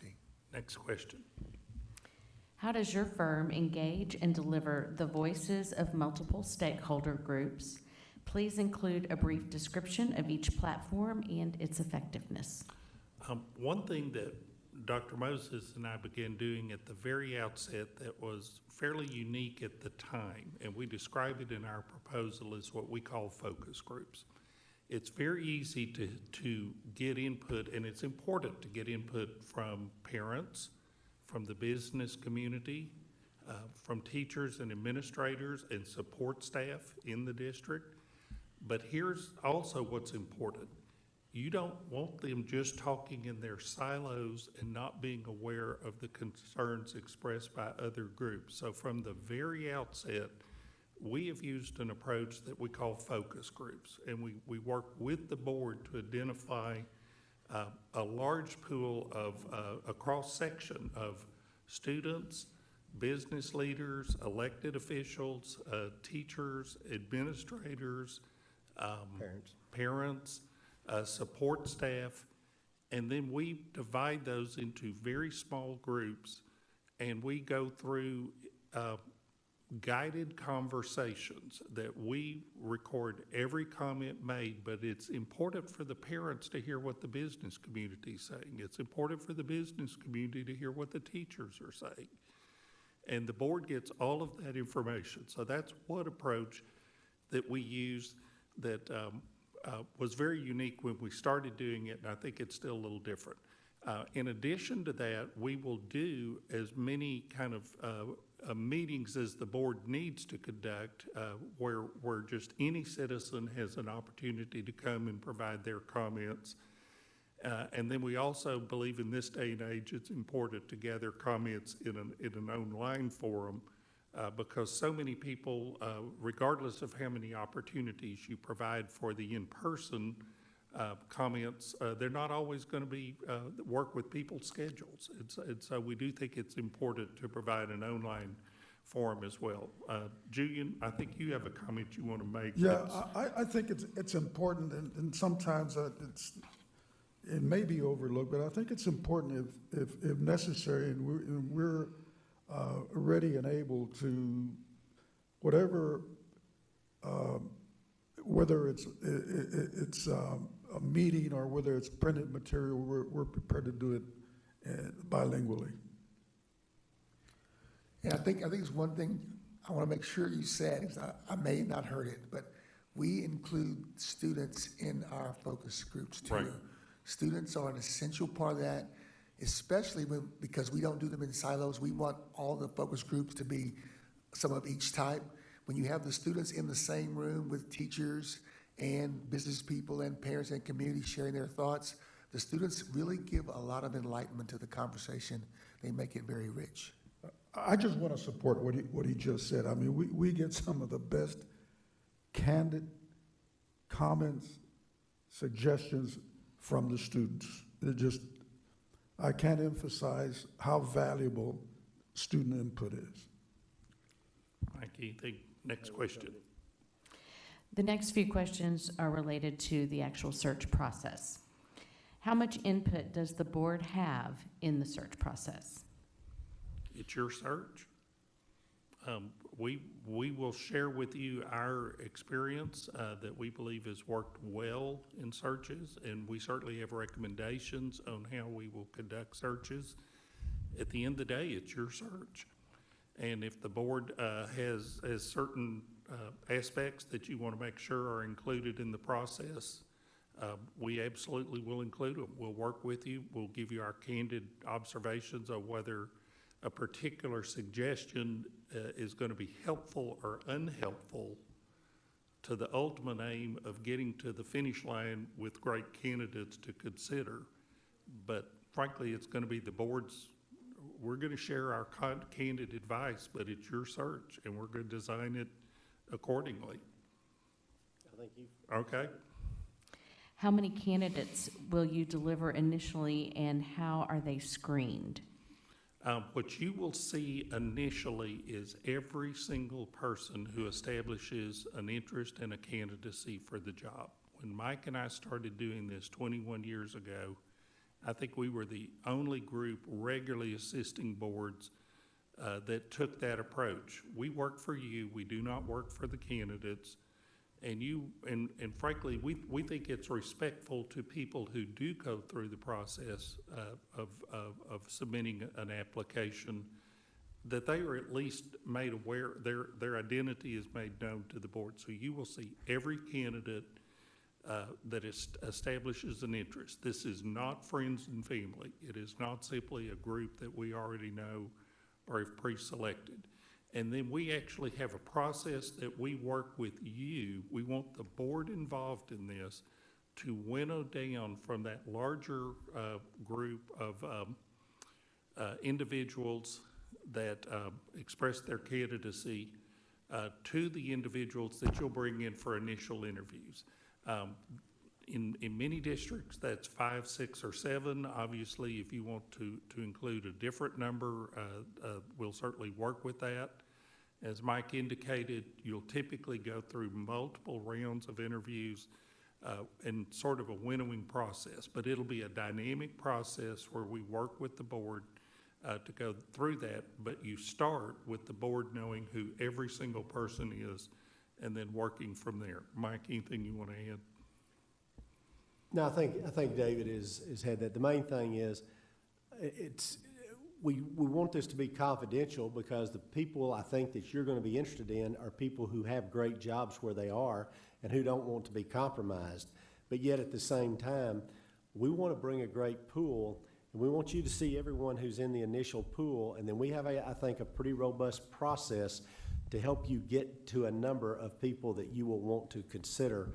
But in terms of the board's involvement in seeing candidates, we're gonna be totally open with you on that and seeing who's in the pool.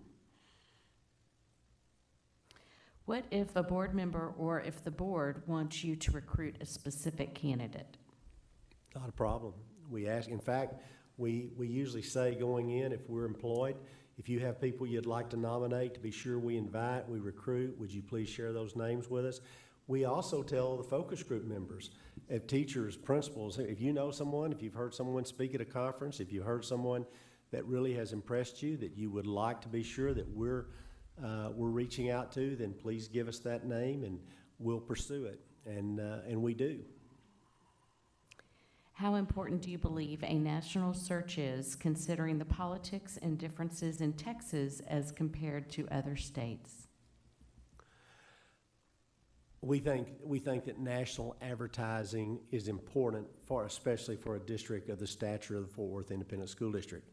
As far as how much you recruit, there are organizations like Council of Great City Schools, Chiefs for Change, American Association of Administrators, where there are top individuals that need to know of this vacancy and may want to pursue this vacancy, and we will encourage them to do so. And because of the network that we enjoy with former commissioners of education, our commissioners of education, and school administrators, school executives, we can make that outreach. However, there is no doubt that the Texas school finance system and the Texas school accountability system makes this a pretty interesting place to work.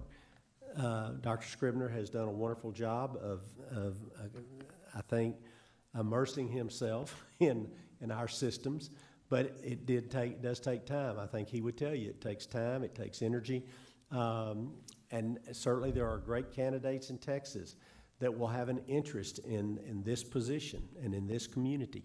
But I do think national exposure is important, but I would not discount the fact that I think you'll see some outstanding candidates from Texas as well.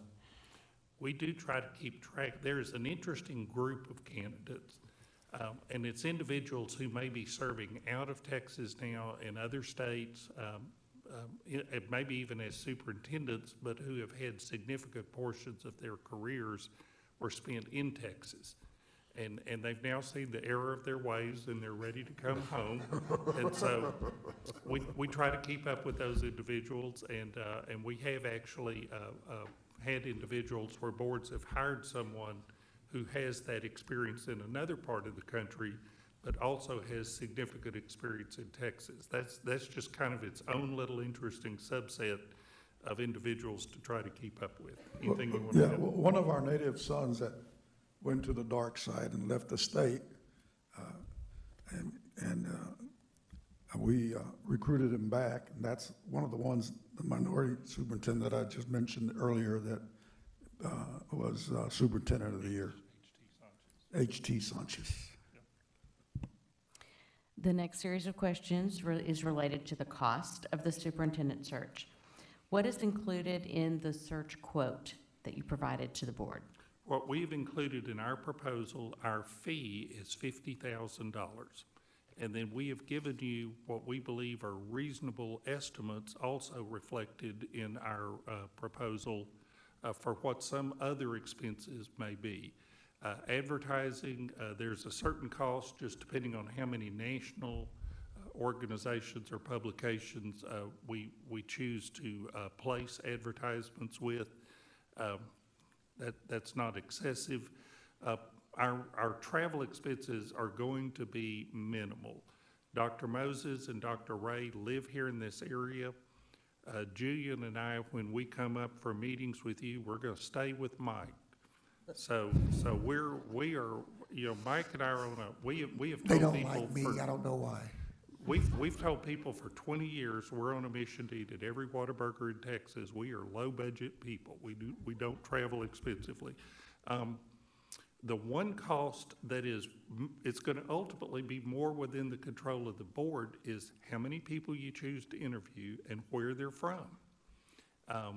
And it's hard to estimate what that might be on the front end. We've given you a reasonable range based on our prior experience, but that's what you will see reflected in our fee. One thing I want to say to you, you will get zero bill for anything from us until you are finished, done, and happy. There are not any expenses for the district on the front end. There aren't any intermediate expenses at any point during the search. You will not get an invoice for anything, and that even includes the candidate travel expenses until the search is concluded successfully and you as a board are happy with the result. What is the overall timeline you will utilize to deliver a superintendent to Fort Worth ISD? Mike? We have brought 3 timelines with us. As I said, we did not do a PowerPoint because of the time, but we have brought 3 timelines, which I think we could pass out, but before we leave, I think we'll just leave these with you. And there are 3 timelines. One that would allow for a process to go forward with perhaps some amendments, and these are, they say suggested timelines. That's exactly what they mean. One that would complete a search with someone on duty by September 1st, one that would complete a search and have someone on duty by November 1st, and one that would complete a process and have someone on duty by January 1st. And we have enough copies for everyone, and we'll leave those before we leave, and you can see those. They do call for the advertising, the recruiting. They do call for community focus groups. They do call for a first round of interviews, a second round of interviews, a week for vetting and contract preparation, and also a 21-day requirement that is required in state law when a finalist is named for the position, but before you can then enter into a contract. But we'll leave those with you, but we have prepared, I think, 3 timelines that give you a pretty good look at the exercises that need to take place. One final word: if you were to choose a timeline that might bring a successful candidate to the position by the 1st of September, it will require some self-discipline on the part of the board to execute that timeline. It's not impossible, and it will allow for some time for vacations, but it will be a pretty disciplined process that will need to be in place. But we'll leave those with you and let you inspect those and see if any of those might make sense. Okay? One thing we always say about the timeline: remember that the timeline is a tool, it is not a master. Keep that phrase in mind. It is a tool, it is not a master. It provides some structure, it provides some discipline to your search process. It allows you to anticipate what's coming at different stages, get key dates blocked out on your calendars. But if you get to a point in the search where you as a board feel like we need to slow down or we need to modify the timeline, don't feel like you have to just keep charging along because that's what the timeline says. It's a tool, it is not a master. It ultimately will yield to the needs of the board. And the final question: what motivated your firm to apply for this search? I think I'm going to let Dr. Moses have the last word on this. Mike?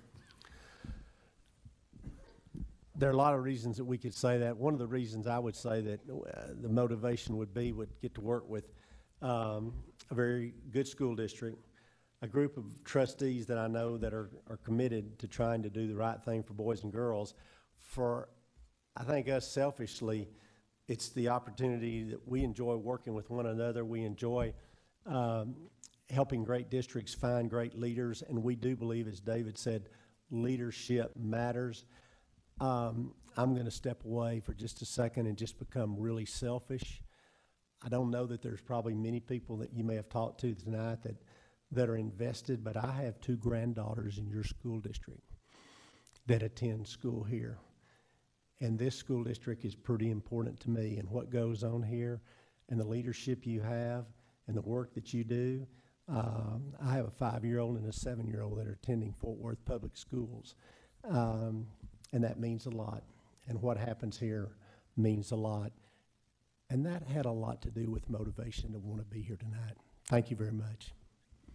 I don't think we can add anything to that. We appreciate your time this evening, members of the board, Madam President.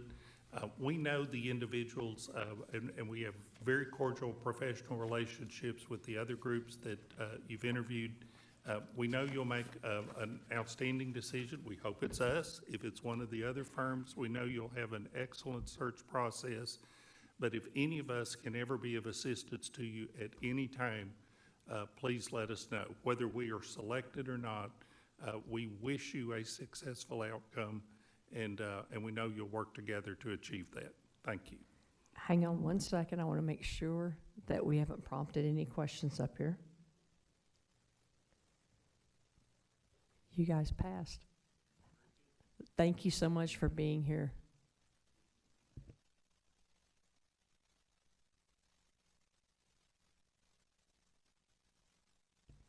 The time is 9:54 p.m. The date is Tuesday, March 29th, 2022. This board will now recess and reconvene for executive session as authorized by Chapter 551 of the Texas Government Code under Chapters 551, 071, 24, and 6.